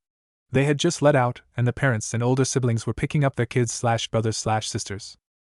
Naruto sighed sadly. No one was gonna be coming to pick him up today. He pumped his legs a little and started swinging. He slowed to a stop when he heard a feminine voice talk to him. "What are you doing, Dobe?" He turned to look at the owner of the voice and found it belonged to the only Uchiha in his class. "I'm swinging Sasuke team," he answered with a large grin. "Sasuke," a familiar voice called out. They both turned to the voice and saw Itachi Uchiha standing there with a soft expression on his face. "Itachi and I," Sasuke greeted, with a smile. Naruto stared at him for a few moments, then "Weasel-san," he said, grinning widely. "Yes," Itachi acknowledged, turning his black eyes to Naruto, who still had a grin that was threatening to split his face open. "Really? I was just guessing," Naruto said, snickering. Itachi face faulted. "He got my identity spot on. He'll make a good ninja someday," he thought to himself. A week later, Naruto was holding his hands in a tiger seal, trying to gather chakra, but failing miserably. Itachi appeared in full ABNU gear, staring at Naruto. "Was that you? There was an influx of an unfamiliar chakra signature here in the training field, so I came to investigate," he stated. "Huh?" Naruto asked dumbly. "There was a burst of unfamiliar chakra here, so I came to see what it was." "Oh, maybe it was me," Naruto said. "I don't know how to control my chakra." "Chakra," Itachi corrected. You said chakra. The correct term is chakra," Itachi explained. "Oh, okay. I don't know how to control my chakra when everyone else knows the basics," Naruto complained. Itachi stared for a moment. "I'll help out a bit," he said, his ever-stoic expression unchanging. "Yada!" Naruto jumped in the air in excitement. Itachi watched him jump up and down for a few seconds before stopping him. "Stop and listen." Naruto quickly stopped jumping and gave his undivided attention to Itachi. "Now do exactly as I say. Put your hands in a ram seal." He showed Naruto the hand seal, which Naruto mimicked. "Now close your eyes and feel inside yourself." Naruto did as commanded and tried to feel inside himself. He finally got it after 10 minutes. "It feels like warmth flowing through paths to the center of my body." Itachi nodded. "Good, that's what it should feel like. Now try to move the warm feeling around your body." Naruto tried as suggested and found it harder than he expected. But he eventually got a hang of it. "I got it," he stated excitedly. "Good. That should be where everyone is at this moment in class," Itachi said. "Hey, Itachi and I, can you teach me something cool?" Naruto asked. Itachi raised an eyebrow. "Itachi and I?" he asked. "Yeah, I heard Sasuke say your name, and you acted more like a brother to me than anyone else in the village. So, you're Itachi and I?" Naruto explained. "Alright, I'll teach you something that should be useful when the villagers start getting rowdy," he said as he thought for a moment. "Get that warm feeling back and push it to your legs and feet." Naruto nodded and did as he was told. Soon his legs started feeling stronger. "Now run," He took off as fast as he could and found he could almost as fast as a fresh genin. Thank you Itachi and I-san. He yelled as he ran around. No problem, Naruto-kun. You should probably get home now, it's getting late. Itachi said as the small blonde started slowing down due to too much chakra usage. He panted as he came to a stop. By Itachi and I. By Naruto-kun. He replied, disappearing via Shunshin. A month later. He had been around town all afternoon looking for a shop that would sell him some water balloons and paint. When he finally did find one that charged him triple the regular price. He didn't care though, as long as he got to complete this prank he didn't care. He filled one of the balloons with a multitude of colors before he snuck to the main branch's house door. He tied the balloon to some ninja wire he had and took a shuriken and found a bush to hide behind. He waited, and waited, and waited, and waited. Damn, where are all the HYUG? Wait, someone's coming. He smirked as he got ready to throw it. As soon as the figure was outside the door, Naruto flung the shuriken, cutting the ninja wire, dropping the balloon on Hayashi Hyuga's head. Bursting out laughing at the now colorful Hyuga, he failed to notice that he was coming at him till he was just a few feet away. Oh shit. Naruto cheesed it out of there as fast as he could, stopping in front of the Uchiha compound to catch his breath, but before he left he heard a female scream. Being the knucklehead he is, he rushed in to help. He came to the main house and went inside. He walked around and saw Sasuke. She seemed to be holding her head in pain. Naruto rushed to her side and tried to help, but when he looked up he was horrified. Blood, there was lots of blood and the dead bodies of Sasuke's parents. Who did this? He whispered to himself. And as if answering his question, Itachi's voice carried from over to the side of the room. Hello, Naruto-kun, he said in an emotionless voice. Itachi? Did you do this? He stuttered out. The older Uchiha looked at Naruto, and a strange smirk crossed his face as he nodded. Naruto's resolve hardened when he nodded. He stood up and, like the idiot he is, charged Itachi, getting knocked to the side. Naruto sat back up and rushed him again, only to be knocked away again. You're too weak to fight me now, but I'll tell you what, I'll give you a little gift for your courage, Itachi said, walking up to Naruto and proceeded to knock him out. The last thing he heard before everything went black was, "Don't make me regret giving you this gift, Naruto-kun." Naruto's eyes opened to see the side of the tent he was sleeping in. He sighed. He recognized his dreams as his memories of his times with Itachi. His only question was, why was he remembering him? A voice sounded off in his head. It's a side effect from realizing you had the Sharingan. Naruto nodded, then a thought struck him. Why are you listening to my thoughts? They're kind of hard to ignore when it feels like you're broadcasting them to me, was his answer. Naruto sighed. Whatever, he got up and got dressed. Leaving the tent, he noticed the only other one awake was Kakashi, who looked well rested, despite staying up all night. Morning, Kaka-sensei. Naruto greeted. Morning, Naruto, was his reply. Do you know what time it is? He asked drowsily. It's about 6 o'clock, Kakashi answered. Thanks, Naruto replied, digging in his pack for something to eat. He finally pulled out 2 ration bars and an apple. Grimacing, Naruto ate the ration bars first, then to take the unpleasant taste out of his mouth he ate the apple. Getting a little tired of the silence, Naruto decided to break it. So Kaka-sensei, what's up? Kakashi turned to look at the blonde and gave an eye smile. Not much, a little tired, but that's about it. You? I'm pretty good, had a weird dream though, he admitted. Really? What about? Kakashi asked. Itachi. Or rather, my memories of him. Mean and furry thinks it's cause of my realization that I have the Sharingan. My subconscious was reminding me of where I got it. Kakashi chuckled at the nickname, while Kyuubi growled, causing Naruto to laugh as well. That could most likely be the case, Naruto, Kakashi said. We should probably wake the others now for breakfast. After that we'll head out. Naruto nodded and went Naiko's tent. He unzipped it and stuck his hand in and grabbed the unsuspecting person by the ankle and dragged him out of the tent, sputtering the whole way. Damn it, Naruto, what the hell was that about? He yelled at the laughing blonde. Kakashi-sensei said to wake you up. He replied, now go and get ready. He smirked while going to Sasuke's tent. He unzipped it and kneeled and stared at her face.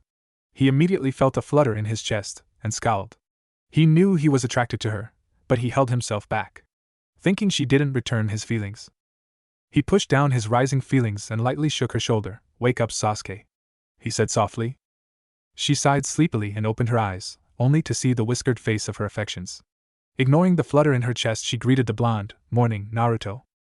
Giving a large grin, he replied, Morning, Sasuke. Kakashi-sensei said it's time to wake up so we can get on our way. With a nod, she shooed him away so she could get ready. Naruto saw Naiko, who was watching the flames as they cooked breakfast. Naruto came up behind him and flicked him in the back of the head. A vein instantly appeared on his forehead which prompted Naruto to do it again. causing said vein to grow. Naruto was about to do it again when he received an elbow to the gut, courtesy of a fuming Naiko. Naruto kneeled over holding his stomach. "Team," he muttered, stalking away to take down his tent. "Breakfast is done."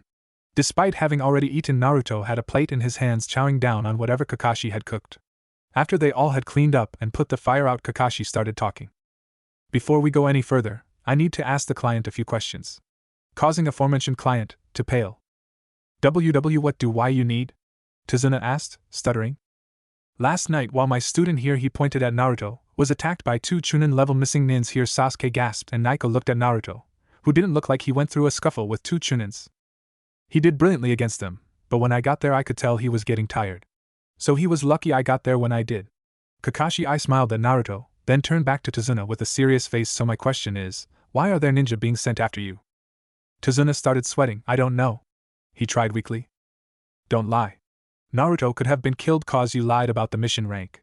Now explain why you lied about the mission or we will drop it, for we have every right to do so." Tazuna sighed. "Okay, I'll tell you. It's cause the bridge I'm building that leads to the mainland. If I finish it we will be able to bring more exports into the mainland and sell them, effectively bringing more money into Nami. But a man named Gato doesn't want that to happen cause he took over Nami and is bleeding it dry of all its money and forcing us to live in poverty. If this bridge is built he will lose control over Nami and we could prosper again. So he sent assassins after me to make sure I don't finish the bridge." Gato, you mean Gato of Gato's shipping?" Naiko asked. Tazuna turned to him and nodded. "Yes, him, but he just uses the company as a front for his much more shadier activities, such as drug dealing and smuggling. He sounds like a greedy team." Naruto added his piece. "He is, that's why I need your help. Please don't drop the mission. If not for me, do it for the people of Nami," Tazuna pleaded. Kakashi turned to his students. Naruto, with a determined glint in his eye, nodded. Naiko smirked and nodded. Sasuke looked a little hesitant, but in the end gave the famous Uchiha smirk and nodded. "The children have spoken. We shall continue the mission," Kakashi announced. Tazuna began crying happy, joyful tears. "We should get going now, Kaka-sensei," Naruto said as he began walking. "You're right, Naruto, we should get going." He walked ahead of Naruto and gave them the signal to surround Tazuna in a diamond formation. A few hours later they stopped at a dock where a rowboat was waiting for them. The rower motioned for them to climb aboard. When they did, he began rowing his way across the lake. The mist began to thicken as they got closer to land. Around the half point, Naruto looked up and noticed a half-complete bridge. "Wow!" Naruto exclaimed quietly. "What?" Naiko and Sasuke asked at the same time, to which Naruto just pointed up. The two of them mirrored Naruto's earlier exclamation of all.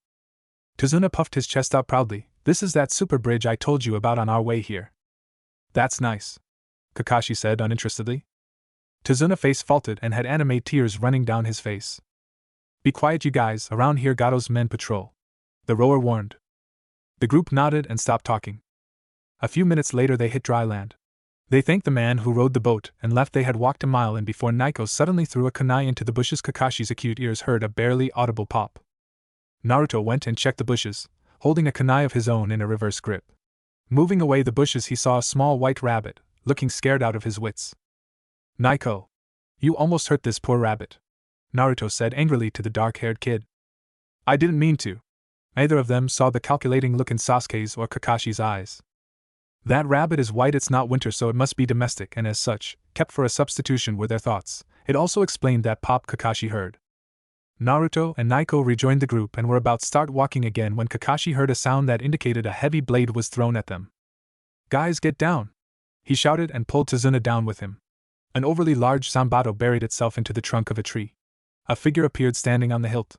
He looked about 183 centimeters tall and appeared to be in his mid-late 20s. With brown slightly spiked hair, a /kiri headband facing towards his left. He wore no shirt and cameo-colored arm covers.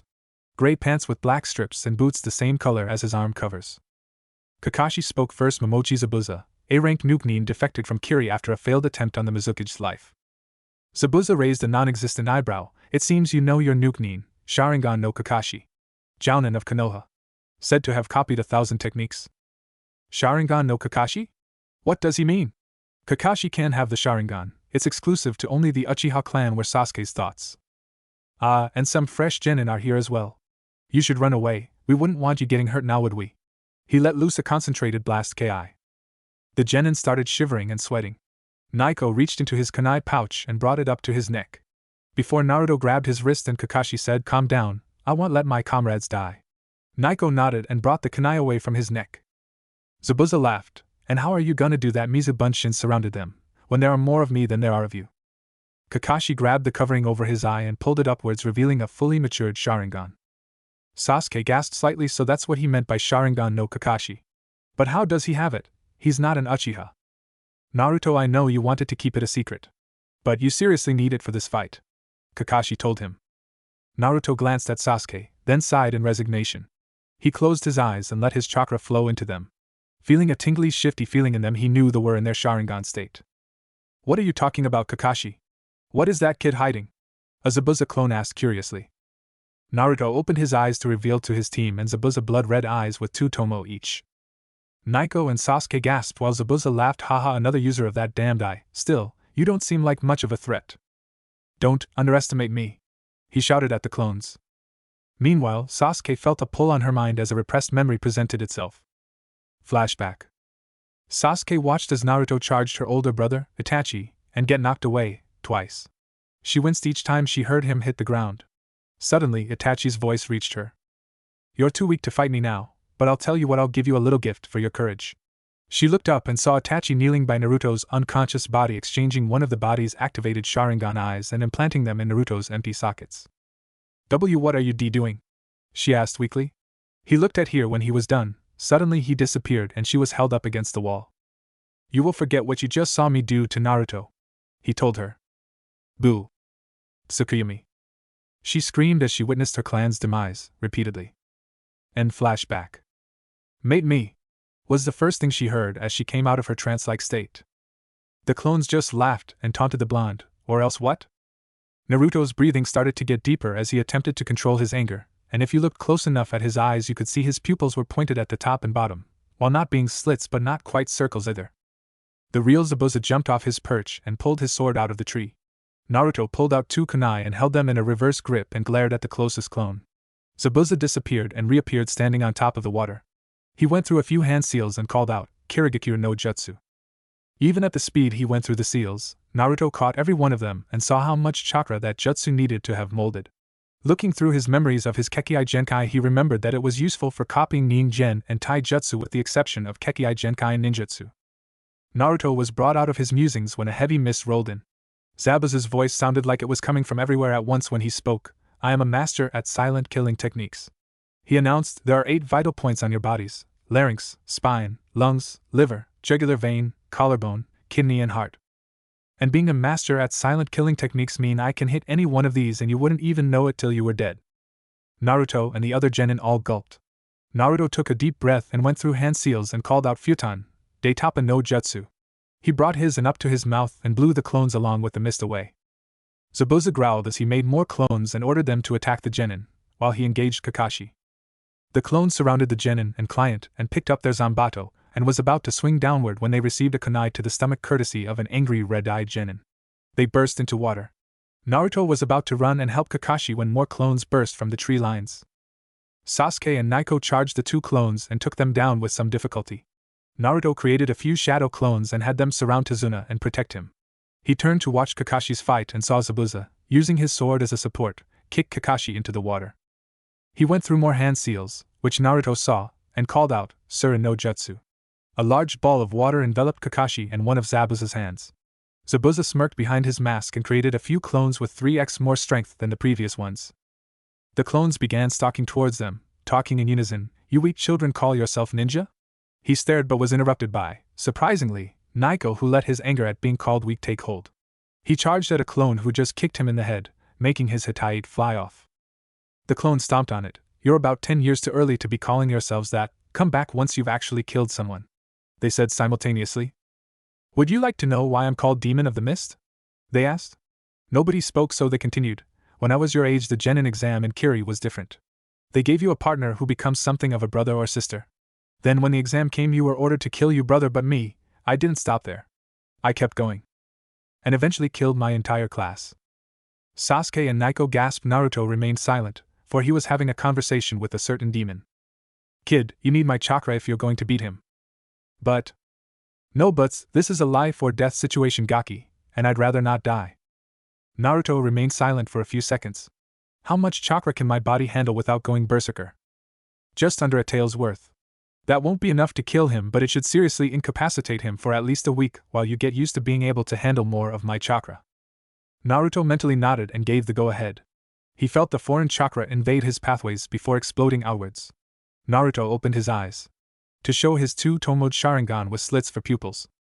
All the ninjas stared in shock at Naruto, who was enveloped in a red chakra flame-like aura. His whisker marks deepening and his fingernails growing into claws, his canines lengthening into fangs. Is the sea weakening? Was Kakashi's first thought before he thought, I gotta get the hell out of this thing, my air supply is almost gone. So much power, the two genin thought. What is this kid, were Zabuza's thoughts. Naruto heard the Kyuubi's voice instructing him on what to do. He pulled his arm in and swung it outward, sending a blast of concentrated chakra through the clones, destroying them. He crouched forward and shot towards the real Zabuza, whose eyes widened. He pulled his hand out of the prison to run, but before he could take a step he was tackled.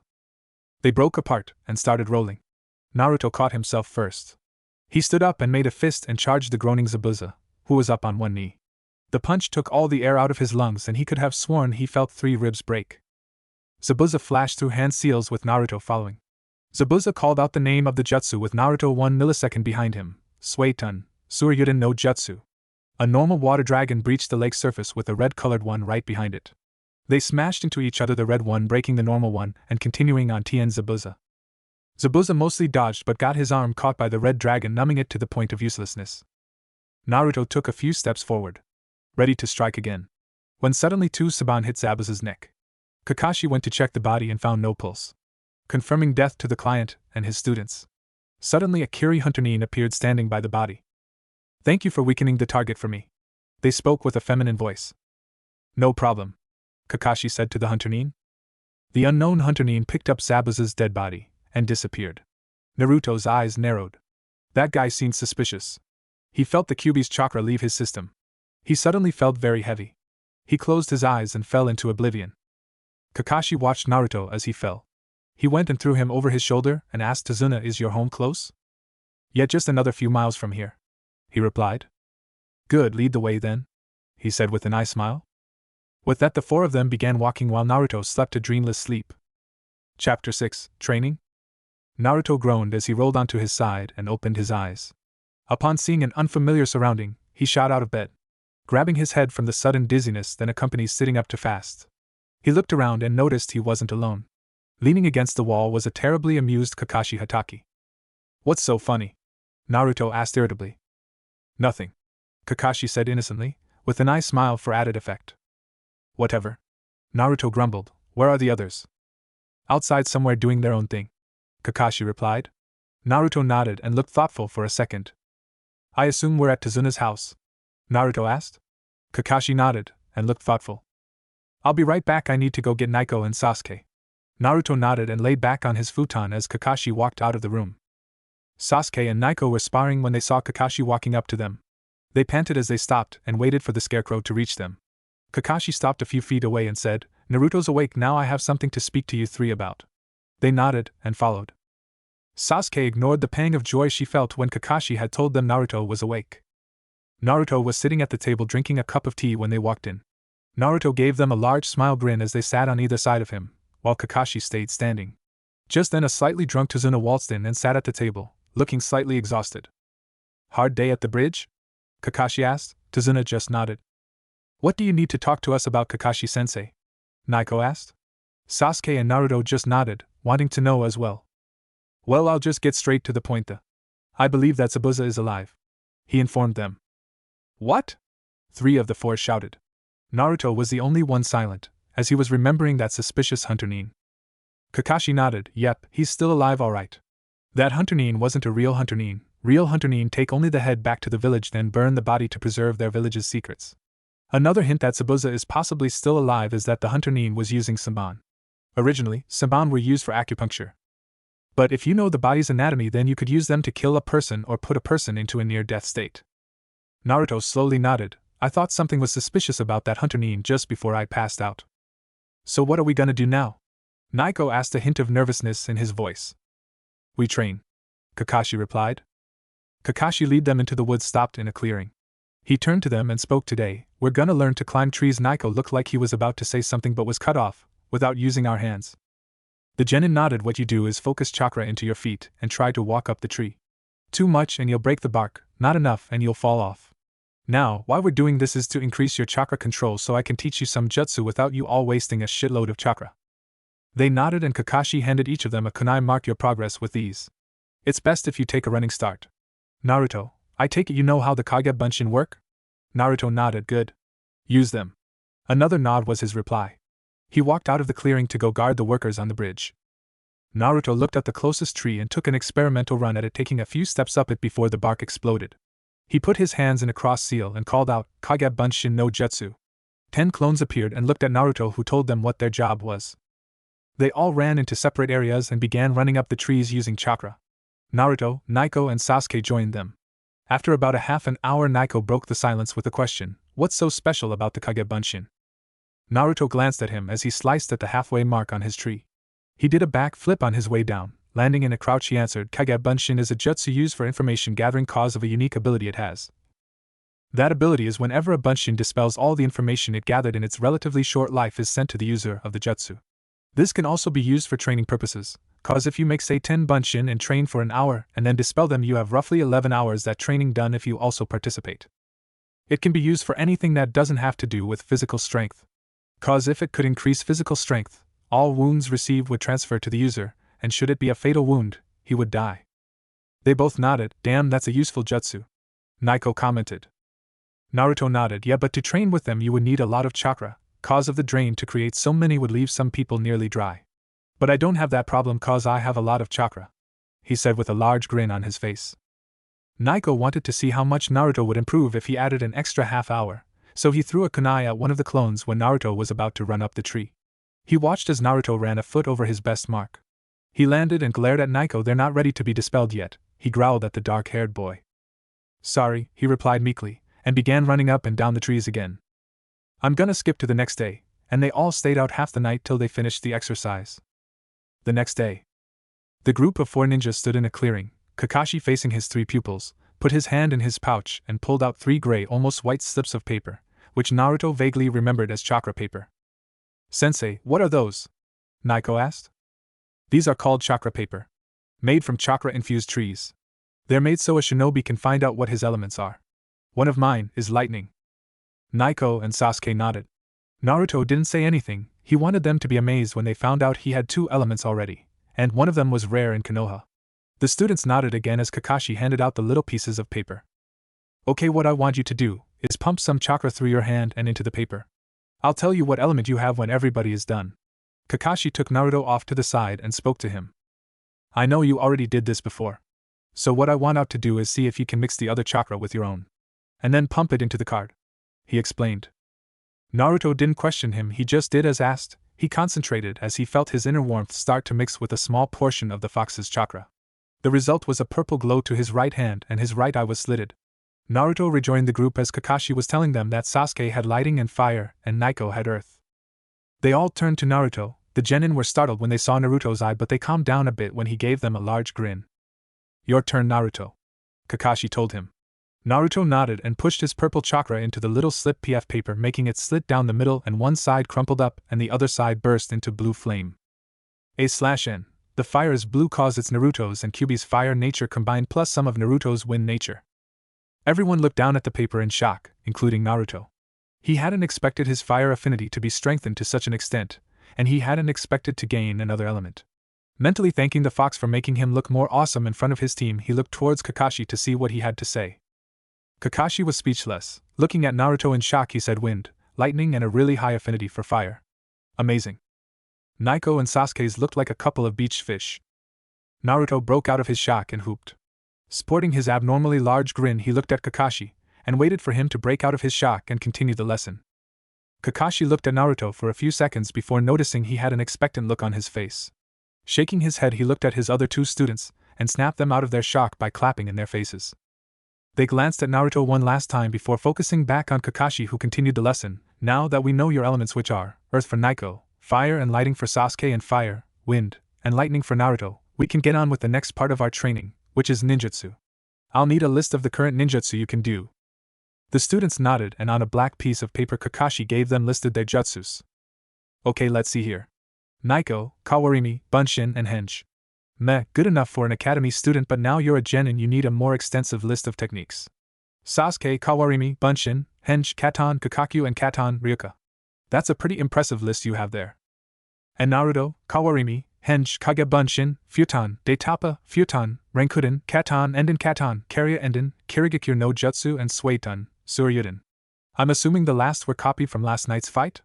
Getting a nod, he continued, I want you to master those two for your ninjutsu training. Okay, Kakashi-sensei. Naruto agreed. Kakashi beckoned his other two students away as he sent Naruto off to master his two new techniques. Walking through the forest, he stopped at the edge of the lake. Bringing his hands up into a cross seal, he called out Kage Bunshin no Jutsu. 20 clones poofed into existence around him. Okay, you guys, we need to master the Suryuden and Kirigakure no Jutsu.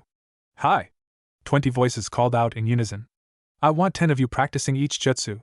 Another round of hi. They all walked up to the edge and looked out across the water before shooting through the hand seals and calling out the name of whichever jutsu they were doing. Sitting at the trunk of a tree, he watched them until a voice sounded in his head. Kid, we have some training to do too. What do you mean? We need to force your body into taking more of my chakra. And how do you propose we do that? We pump your body till it can't take no more. Naruto got the feeling that the Kyuubi was smirking evilly right about now. No way, Fox, I could lose control and hurt people. Shut up, Ningen.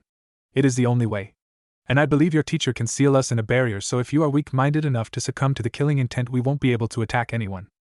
Naruto began thinking about what the fox was suggesting. It would be a serious advantage if it worked. The only con to this plan is that he could succumb to the evil intent and go into feral mode, equals, and hurt people. Standing, Naruto called out to his clones, keep working while I go talk to Kakashi-sensei. They didn't answer. Walking into the clearing where the last met, he saw Sasuke struggling with a higher-level katan technique. Looking to his right, he saw Naiko slam his hands into the ground where a few feet in front of him a mound lifted but collapsed a second later. Walking up to Kakashi, he spoke, Kakashi-sensei, I have something to ask you. Kakashi looked away from his book and stared at Naruto for a moment before motioning to go on.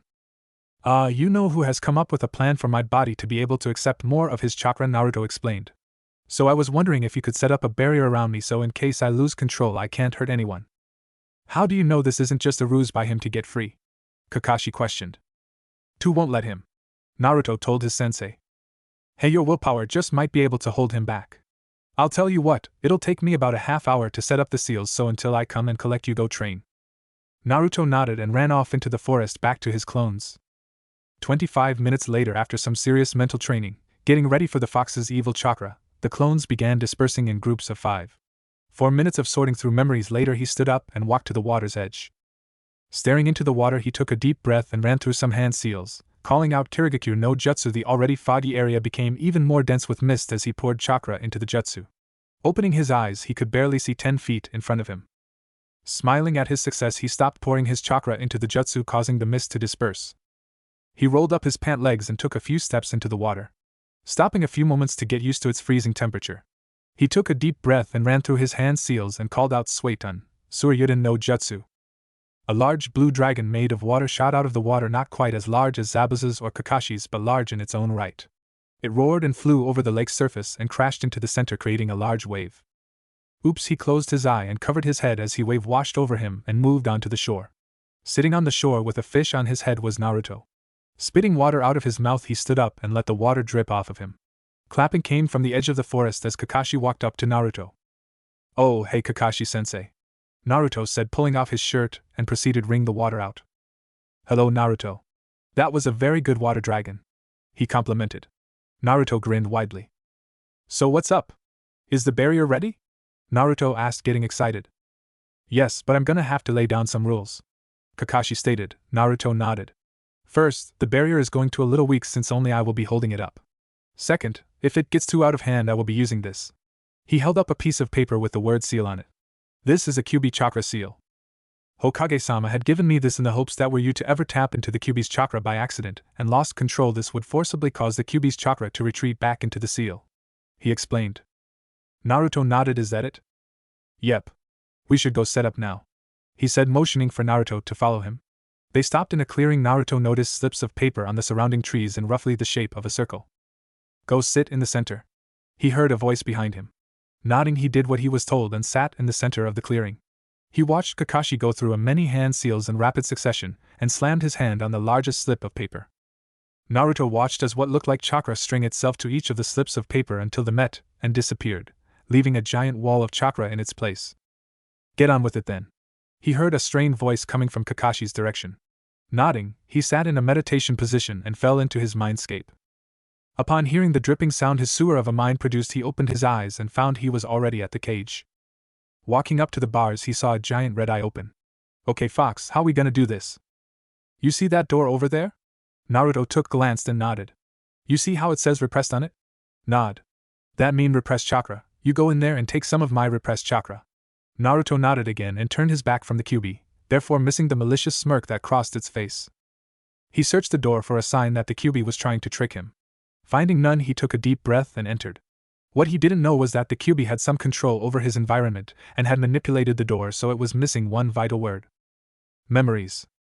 Kakashi stood there with both hands on the Master Seal, keeping a close eye on Naruto, wondering what was taking so long. Kakashi wasn't prepared for any of the things that had happened in that second. A blast of intense killing intent filled the area, and 2 scared gasps behind him. His visible eye widened. Shit. He looked behind him and stared at his 2 other terrified students. What are you 2 doing here? He asked them in a panicked voice. He didn't get an answer. They were stuck transfixed on what was happening to Naruto. He turned and stared at the blonde as a red aura enveloped him, flickering like a flame. What's happening in that head of yours, Naruto? Naruto stood there watching the scene in unveiled horror as he watched his 10-year-old self exhaust his chakra running away from the hate-filled crowd. He stood there watching as they caught and proceeded to beat him and torture him in so many horrible ways that I'm not going to go into detail. Naruto watched on and suddenly wondered what that day's date was. He heard a voice whisper it in his mind and his eyes widened. This was one of his blackouts. You see, ever since Naruto was small, sometimes when he was caught by a mob he would wake up the next day in the hospital and not be able to recall what happened the night before. He called them his blackouts. Suddenly, Naruto felt a tugging sensation and he fell out of the door and back onto the floor of the cage. He stared at the ceiling with blank eyes, processing everything he just saw. With a heavy heave he turned onto his side and started dry heaving. Since they were in his mind, nothing came out. Getting on his knees, he turned and glared at the red eye of the Kyuubi. What the hell was that? Your repressed memories, the fox stated. Why did you lie to me? He demanded. Foolish Nigen, I'm a demon. And would you really have gone in there if I had told you the truth? Naruto stared at the fox before muttering something. What was that? I said probably not, Naruto stated. The Kyuubi just chuckled.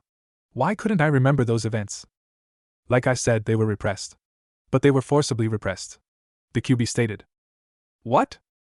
The Kyuubi rolled its eyes at his stupidity. They were sealed there by the 3rd Hokage after each event. He was scared that if you saw them, you'd hate the village and want revenge. And judging by your expression, he was right. Naruto's expression was livid. The Sandaime was messing with his memories without his permission. They're going to be held to pay when they got back. Suddenly a thought hit Naruto. What's happening on the outside? Your body is in what I like to call the cubified state. It's at its limit. I was holding back my chakra so you wouldn't, in your heightened emotional state, pull out more than you can handle, the fox explained. Naruto nodded and left. He felt himself sitting in a meditation position and thought to the fox, whenever you're ready. Naruto heard a grunt and suddenly felt something trying to fight its way into his mind. He pushed it back with all his willpower. He opened his eyes and suddenly his vision was filled with a red bubbly shroud. What the hell? He thought to himself. Out of nowhere he felt the urge to rip everything in his path apart.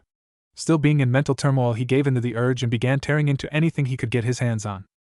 Outside of the barrier, his 3 teammates watched on in horror as they saw the flame-like aura disappear and watched as bubbly substance began covering his body, leaving one tail to sway carelessly as he sat there. Suddenly his eyes opened and his visage became one of rage, and he began destroying everything around him. Kakashi began to call to him, Naruto. Calm down. Don't let the chakra control you. Naruto's head snapped in their direction. He fell to his hands and on all fours ran up to the barrier's edge.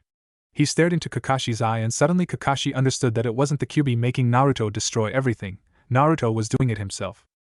Naruto's eyes went distant for a moment as a deep voice sounded in his head. You've set a new limit. The state you are in is the one-tailed fox cloak. It increases your strength by almost double, but it causes you harm. Naruto looked down to his right arm, which was numb and unusable at the moment. I've noticed. And when you've used up all the chakra the cloak gives you, unless I supply more, you will fall unconscious. How much left? None. Suddenly Naruto fell to his knees and the cloak began receding. Kakashi watched as Naruto fell unconscious. He sighed as he stopped his flow of chakra to the seals. He fell onto a knee and checked Naruto's vitals just in case, and found him in near-perfect condition. He picked him and then motioned his students to follow him. Kakashi-sensei, what was that? Naiko asked. That is something Naruto should tell you. But let him tell you on his own. The two kids looked at Naruto's unconscious form, and wondered what that red chakra was again. Chapter 7. Naruto opened his eyes to see the black-shadowed ceiling of the seal. Turning his head to the right he saw the cage. Looking through the bars he saw the faintly glowing eyes of the nine-tailed demon fox. He sat up and stared at the fox for what felt like 5 minutes. Finally the QB spoke. Finally awake, are we? What? How long have I been unconscious? Naruto asked in a quiet voice. Approximately 3 days, was his answer. He closed his eyes and sighed, then he nodded. What are you feeling right now? The fox asked unexpectedly, his voice curious. Naruto thought for several moments before answering. Angry, I suppose sad too. The blonde sighed and ran a hand through his blonde locks. I just can't believe the third would mess with my memories. Horrible as they were, I'd rather he didn't mess with them. As I've explained, he did it to keep you from hating the village. Too bad he failed. Naruto spat. The QB's expression was of terrifying malicious glee. The expression gave Naruto pause. That was your plan, wasn't it? It was more of a statement more than a question. QB's expression told him he was correct in his assumption. Closing his eyes he sighed, whatever? The fox started cackling. When we get back to the village, I want you to act like your old self. Before we left, can't have anybody suspecting your anger. Naruto opened his eyes and stared at the fox. Before nodding his head, he didn't know why he was going along with the fox's plan, but he couldn't think of anything better at the moment. So he sighed and resigned himself to following the fox's plans. You need to wake in the physical world soon. I can't sense anything out there when you're in here with me, QB said. Naruto nodded and forced himself to wake up. Opening his eyes in the physical world he noticed it was about midday, and the room was empty. Slipping out of the bed he noted his muscles were stiff from 3 days of disuse. Stretching quietly, he slipped on his gear which was leaning against the wall by the bead and headed out of the room and into the living area. Seeing it empty he got confused. Hearing a disturbance in the next room over, he silently crept over to the door and peered through a crack. He saw 2 men standing in the room staring at something not in his field of vision. He looked at the man on the right. He had gray hair and looked to be about 5 feet 7 inches. He carried a large katana and wore a purple hat, gray hooded long sleeve with many pockets and black shorts. He turned his eyes to the man on the left. He had brown hair with a small beard on his chin. He also carried a large katana. He had no shirt and many tattoos on the left side of his torso. Letting out a short breath, Naruto slipped back and wondered what he was gonna do when a voice rang out in his head. Kill them, obviously. What? Naruto blinked. Kill them. The fox stated again, bluntly. They are here for a reason, probably to kill you, or one of the drunken Ningen's family. But what if they aren't? He asked, not wanting to kill. Listen in, then. If they are plotting anything like that, then you have to kill them. Naruto remained silent and quietly placed his ear to the door. Zori, we need to hurry up, the big one said to the shorter. I know, Waraji. Get up, woman, you're coming with us, the one known as Zori said, unsheathing his sword in an intimidating way. Waraji looked around. What if someone is still in the house besides the woman? Kill them, obviously. Go take a look around if you want, but hurry it up. We need to take her back to Gato. Waraji nodded and started towards the door Naruto was behind. See, they are going to try something like kill you. You need to do it before they can. They are not ninja, so it should be easy, QB stated. Naruto grudgingly accepted that he'd have to kill someone today and slipped into the shadows, unsheathing his dagger-tail sword Kage no Shur. The runes glowed a deep, blood red, as if in anticipation of the blood it would be spilling. His eyes shifting into the 3rd level of the sharingan as he stood, concealed in the shadows. The door swung open as the large man walked in and looked around, closing the door behind him, a stupid move. Naruto took a slow and quiet deep breath. Think of him as one of those villagers who hated you so much. QB's voice rang out in his head and he felt anger rush through his veins, giving the resolve to do this deed. Taking another deep breath, he shot forward while Waraji wasn't looking, stabbing Kage no Shur approximately where the heart should be. Quickly sliding the sword out, he kicked the man to his knees and swiftly decapitated him. Waraji's head rolled, eventually stopping with its unseeing eyes on Naruto, who stood there as the adrenaline faded and he realized what he had done.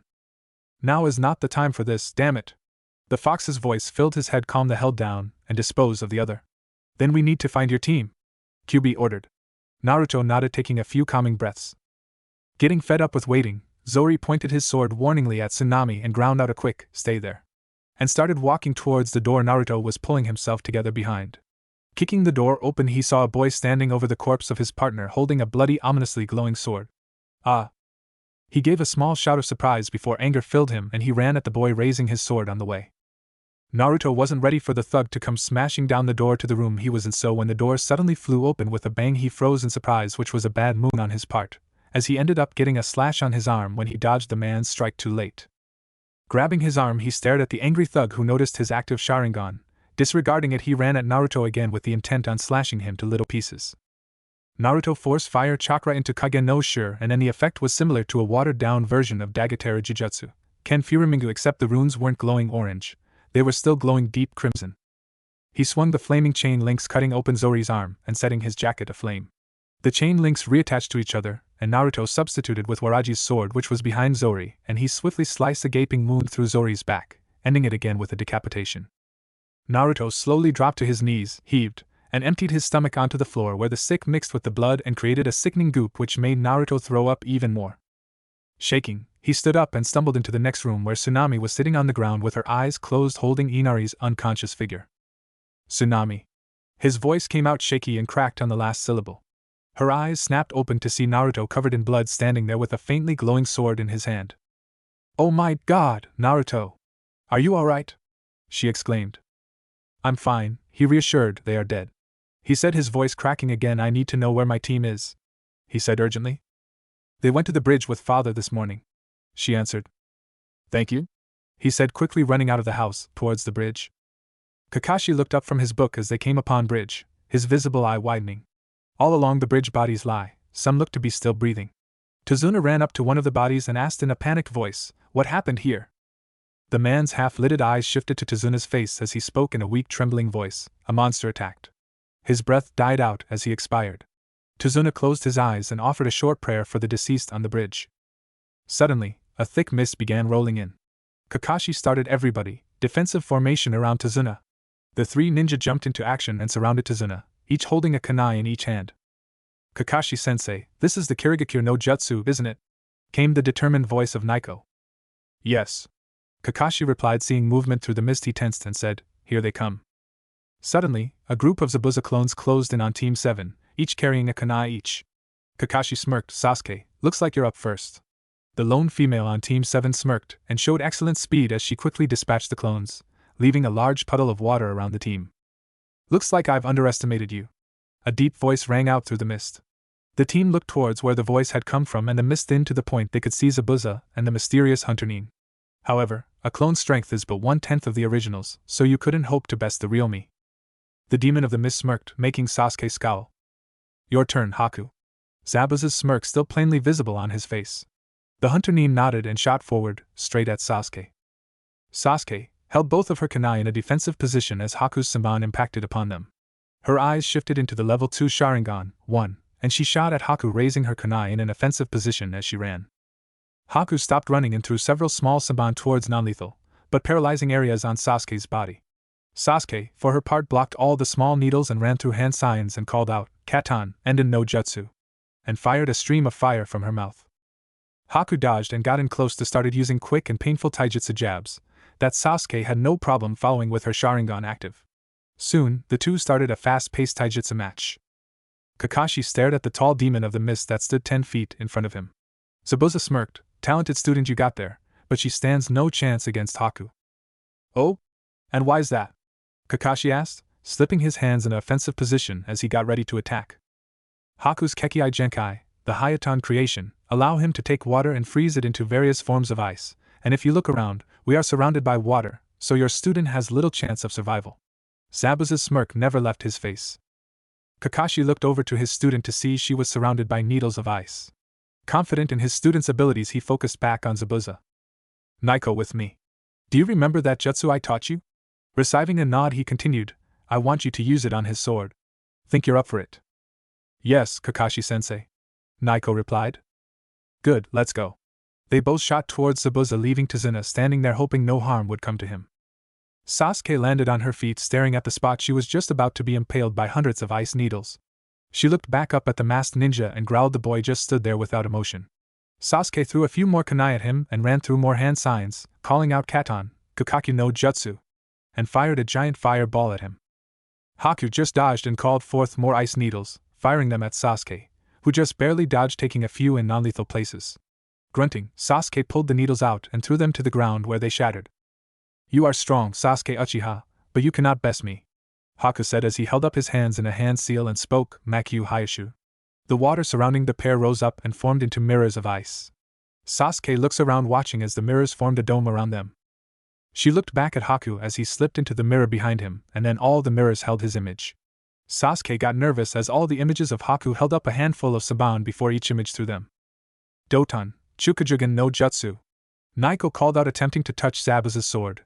Failing again, he got cut before jumping back and letting Kakashi jump in and attack Zabuza. Holding his wound, Naiko looked to make sure Tazuna was still unharmed. Sighing in relief, he turned to the fight and ran through the hand signs again and called out the jutsu, "Doton, Chukajugan no Jutsu." For the 5th time he ran towards Zabuza and finally, after much failure, successfully grabbed Zabuza's cleaver, adding a ton of weight to it, making it harder for Zabuza to utilize his weapon. Cursing, Zabuza jumped back and formed a bunch of water clones and sent them after Naiko. Naiko easily dispatched the clones and was about to re-enter the fight against Zabuza when he heard the distinct splash a destroyed water clone made as it was destroyed. Looking around, he saw the source of the noise as a blood-stained Naruto had just dispatched a clone that had just attempted to sneak up behind Tazuna and kill him. "Naruto! You're awake!" Naiko exclaimed. Kakashi turned from his fight with Zabuza to see Naruto standing there, both his cloths and sword covered in blood. Mentally pushing that to the back of his mind, he called out, "Naruto, help Sasuke!" He looked up at Kakashi and quickly nodded. He ran to the Dome of Mirrors. "Naiko, you've done enough, thank you. Go now, and protect Tazuna from any more attacks." Quickly nodding, Naiko ran to Tazuna and got in a defensive stance. Naruto stood outside the dome wondering what he was gonna do. Shrugging, the flip threw a few hand sings and said, "Suetun, Suryuden no Jutsu." A water dragon rose up from the water under the bridge and slammed into the mirrors, cracking the ones it hit. But the cracks quickly fixed themselves using that water the dragon left behind. Cursing quietly, Naruto went through a few more hand signs and sucked in a lung full of air, Futon, Renkuden no Jutsu. He shot the fist-sized bullet of highly compressed air into the mirrors and shattered the one it hit. Naruto ran in before the mirror could reform. Sasuke looked surprised at the blonde and even more surprised at his stained cloths. "What are you doing here, Naruto?" "Kakashi-sensei told me to help you, so here I am," he said quietly. She just nodded. Naruto looked around at the mirrors, where Haku stood, accessing this new threat. He brought up a handful of saban and threw them at the blonde, who quickly pulled up his sword and deflected half while dodging the other. Suddenly his image appeared in every mirror and began raining saban down on them. They both dodged a majority of the needles but took a bit of damage. Wincing, Naruto pulled out the most movement-inhibiting needles and shifted his eyes into the sharingan. He held up his sword and watched the masked ninja closely. Suddenly, he had an idea. He made a shadow clone and sent it to escape the mirrors. It was destroyed as it reached the dome's boundary. Clenching his teeth, there seemed to be no escape. He doubted the foe Hunternin would allow him the time to use the Renkuden again. Sasuke, who was watching the clone, noticed something. "Naruto, do that again." Looking confused, he did so. "Did you see it?" Seeing his confused face, she said again, "Look more closely." After doing as she said, he noticed a blur fly from one mirror to the next, destroying the clone. "The reason you cannot defeat me," the boy in the mirror spoke, "is because you cannot destroy your hearts and become true shinobi." Sasuke just glared at Haku, while Naruto flinched as the gruesome scene from Tazuna's house replayed in his mind. "Stop it, calm down, freaking out will get you and Sasuke-chan killed," he mentally reprimanded himself. Haku turned into a blur again, flying through the mirrors, handfuls upon handfuls of needles at the pair. Naruto, who was lost in thought, took the brunt of the attack, luckily, nowhere lethal, however he was in a lot of pain. "Oh! Damn it!" He glared heatedly at Haku, who stood stationary in the mirrors. He put his hands in a ram seal, and sent a blast of chakra through his body, forcibly ejecting the needles from his body. He glared up at Haku and pulled up his sword. "Let's go." Kakashi stared down Zabuza. Both looked battle-weary. Kakashi chanced a glance at the dome of mirrors and thought, "They're having trouble. I need to finish this quickly." Looking back at Zabuza, he stood up straight, and put his hand to his Hitai 8, and pulled in off his Sharingan eye.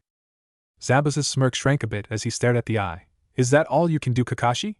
he taunted. Kakashi showed no outward reaction. He simply ran towards Zabuza, his eye spinning fast, and attempted to stab him with a kunai, which was parried by Zabuza's kunai. They went at it like this for a few seconds till Zabuza jumped back and threw his kunai at Kakashi and disappeared into the mist. Kakashi sidestepped the kunai and scanned the surrounding mist, carefully listening for any incoming attacks. A sound caught his attention, like a faint whistling sound coming straight at his back. His eyes widened, he spun around and proceeded to knock the 5 shuriken out of the air. Letting out a breath, he sent out a chakra pulse that cleared the immediate area of mist. Quickly scanning the mist for any sign of Zabuza, he ran through a few hand signs and kneeled down, bit his thumb and slammed his hand on the ground. Kichios. Smoke engulfed Kakashi as a few pops were heard. When the smoke cleared, nin dogs were standing around Kakashi. Pakun, I need you and your pack sniff out the missing nin Zabuza. Got it, Kakashi? The little dog said. They ran off into the mist. Naruto panted as he slumped his shoulders. All this dodging was tiring him out quickly. He glanced over at Sasuke and seen she was in a similar state. They were getting tired out too quickly. If this continued, one of them would die. No! I won't allow that to happen! Naruto's mind shouted. If only there was a way to shatter his mirrors and get him out into the open. Naruto's mind ran frantically, trying to formulate a plan that would get Haku out of his mirrors. It's useless, Haku said suddenly. They both looked at him. No amount of planning will help you survive. I refuse to die here, Naruto shouted at the boy in the mirror. I refuse to lie down and allow you to kill us. The Tomo in his eyes spinning angrily. You don't have a choice, Haku stated, disappearing from his current mirror and reappearing in another. How can you hope to catch me, even with those eyes? He mocked. Naruto growled and forced chakra into Kage no Shur, forcing it to take on its dagger tail form. Dagatera Jujutsu, Ken Furimingu. He swung the flaming chain link sword at Haku's mirrors savagely, and doing little damage. Letting out a shout of anger, he began punching the mirrors with all his strength, doing little more than leaving cracks, which fixed themselves up anyway. Naruto was just about to start his onslaught again when a blur entered the mirror, and a foot slammed into his gut, sending him rolling back into the center of the dome. Ow! He mumbled as the kick knocked the breath from his lungs. He glanced at Sasuke to see her fire a rather sizable fireball at the mirrors. Rolling onto his stomach, he stood up and had an idea. Sasuke, come here, he called out. She turned and nodded, rolling out of the way and towards him as Saban rained down on her previous position. Use the Gokakyu, he told her. Nodding, they both ran through a few hand seals. Katan, Gokakyu no Jutsu. Futon, Daitapa no Jutsu. Both bringing their hands to their mouths, they blew fire and wind respectively. The large fireball met the strong blast of air and increased in size and intensity. The large ball of flames flew and slammed through the mirrors, continuing on, eventually burning out, leaving a rather large hole in the mirrors. Naruto and Sasuke ran full speed at the hole, but Haku was faster.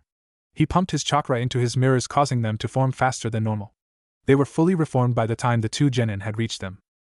Damn it! Naruto yelled out. He glared at the masked ninja in the mirrors. They jumped back into the center of the dome. Naruto cursed and started running through plans in his head again, not noticing Haku readying another onslaught of Saban needles. He pulled back his arm and took aim primarily at Naruto. Sasuke's eyes widened as she noticed who Haku's target was. As the masked nin flung the needles at Naruto, Sasuke flung herself at Naruto and knocked him aside, taking the onslaught herself. Naruto was shocked as he stared at the unmoving figure of his best friend and crush. Getting on his hands and knees, he crawled over to her and flipped her so she was facing upwards. As Sasuke-chan? His voice shocked. Sasuke-chan? He was getting frantic. No! No, this can't be happening! He shouted in his head. Sasuke! He shouted, his voice filled with panic. And Naruto. A frail voice caught his attention. He looked down and saw Sasuke looking at him with half-lidded eyes. I'm sorry, she said. No! Don't die! He said, his voice showing his anguish. Please! This is my fault, if only I wasn't so engrossed in my planning. Tears flowing, he looked down at his best friend as she closed her eyes. No, he shouted. He felt as though everything around him was crumbling, falling into a black void.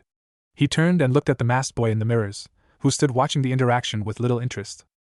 Is this the first time you've seen someone die in battle? He said. Naruto's rage bubbled as he glared at the masked boy. I will kill you. The words came out of his mouth as he suddenly felt a spike of severe pain in his eyes.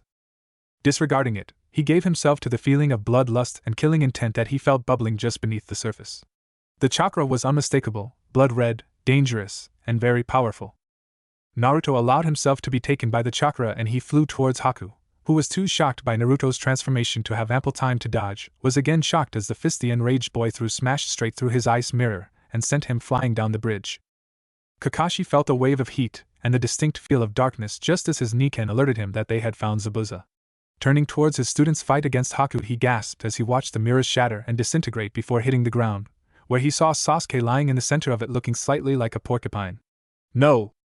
He turned more to the side and saw Naruto on all fours covered by a flame of red flying after Haku, who was flying through the air head tilted to the side as though he'd been punched. Kakashi put it together in his head quickly and cursed.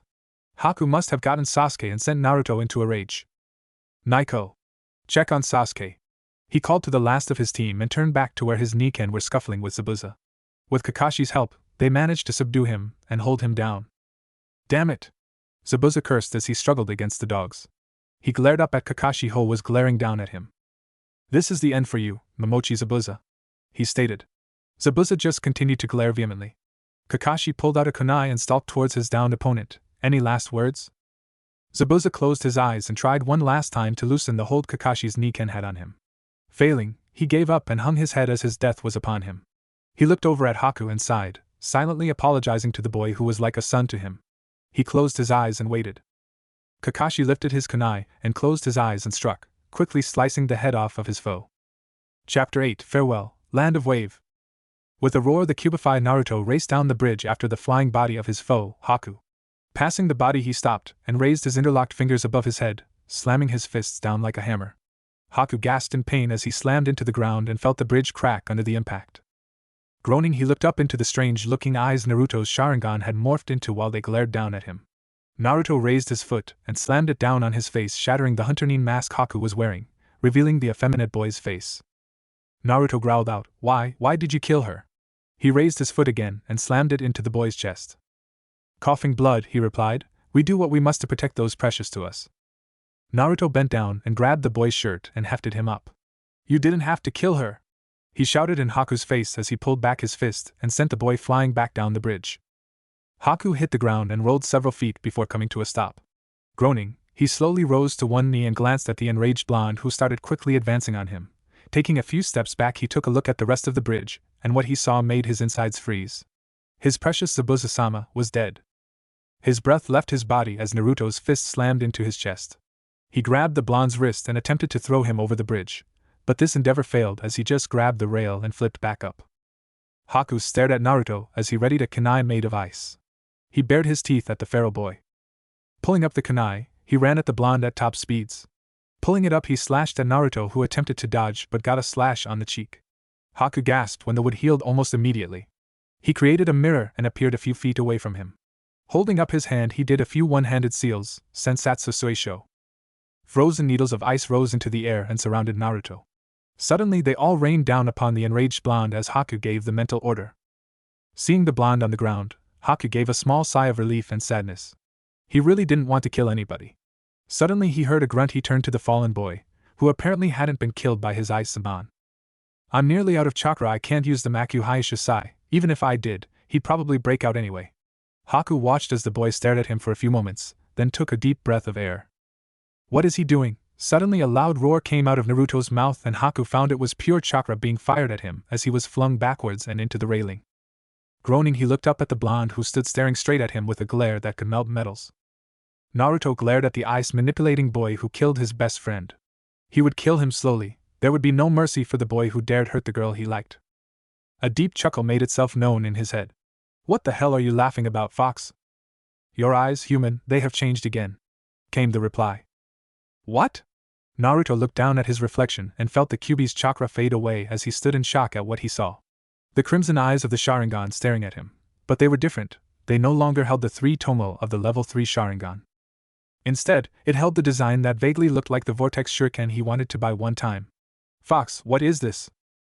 It is called the Manjikyu Sharingan. It is a very powerful level of the Sharingan, Kyuubi explained. Naruto nodded and looked back up at the ice manipulator who was running at him again. Naruto noticed that the boy was running even slower than when he was at the 3rd level of the regular Sharingan. Pulling up his own kunai, Naruto ran at the ice manipulator. And the two engaged in a fierce kunai battle. Naruto knocked the ice kunai out of Haku's hand and brought up his unlocked dagger tail. Dagatera Jujutsu, Ken Furimingu. The links burst into flame and Naruto slashed at Haku, who jumped back last minute. Naruto growled as he jumped forward and started swinging the dagger tail in a flurry of strikes that Haku either blocked or dodged. Snarling, Naruto turned up the heat and swung faster until the dagger tail was just a blur of orange flames. Haku jumped back several feet and trapped Naruto's feet in a block of ice, causing him to trip. Growling, Naruto sent a blast of chakra to his feet and shattered the ice. Getting up, he lunged at Haku, who stepped back into a mirror of ice and appeared behind Naruto, launching a handful of saban at the blonde's back. Turning, Naruto swung the flaming sword at the needles, sending them flying away from him.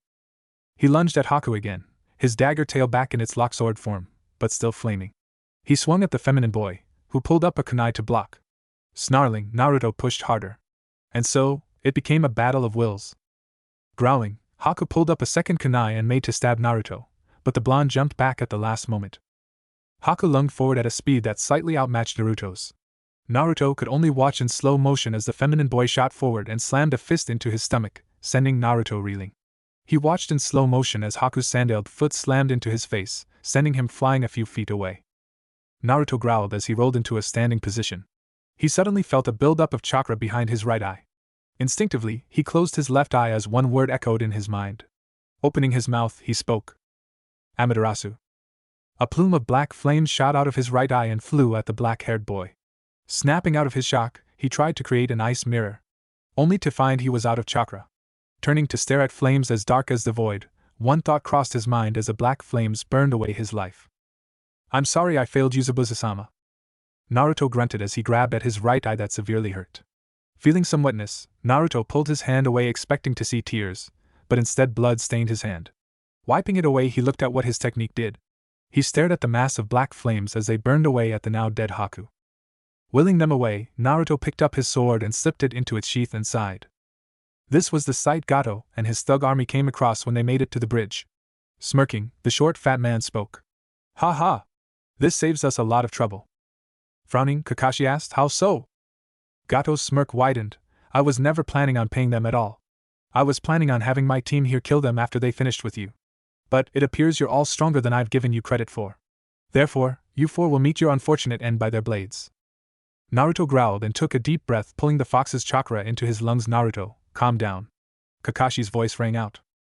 Vortex shuriken-shaped eyes glanced at the copycat ninja, and he gasped. Those eyes. Are they an evolution of the Sharingan?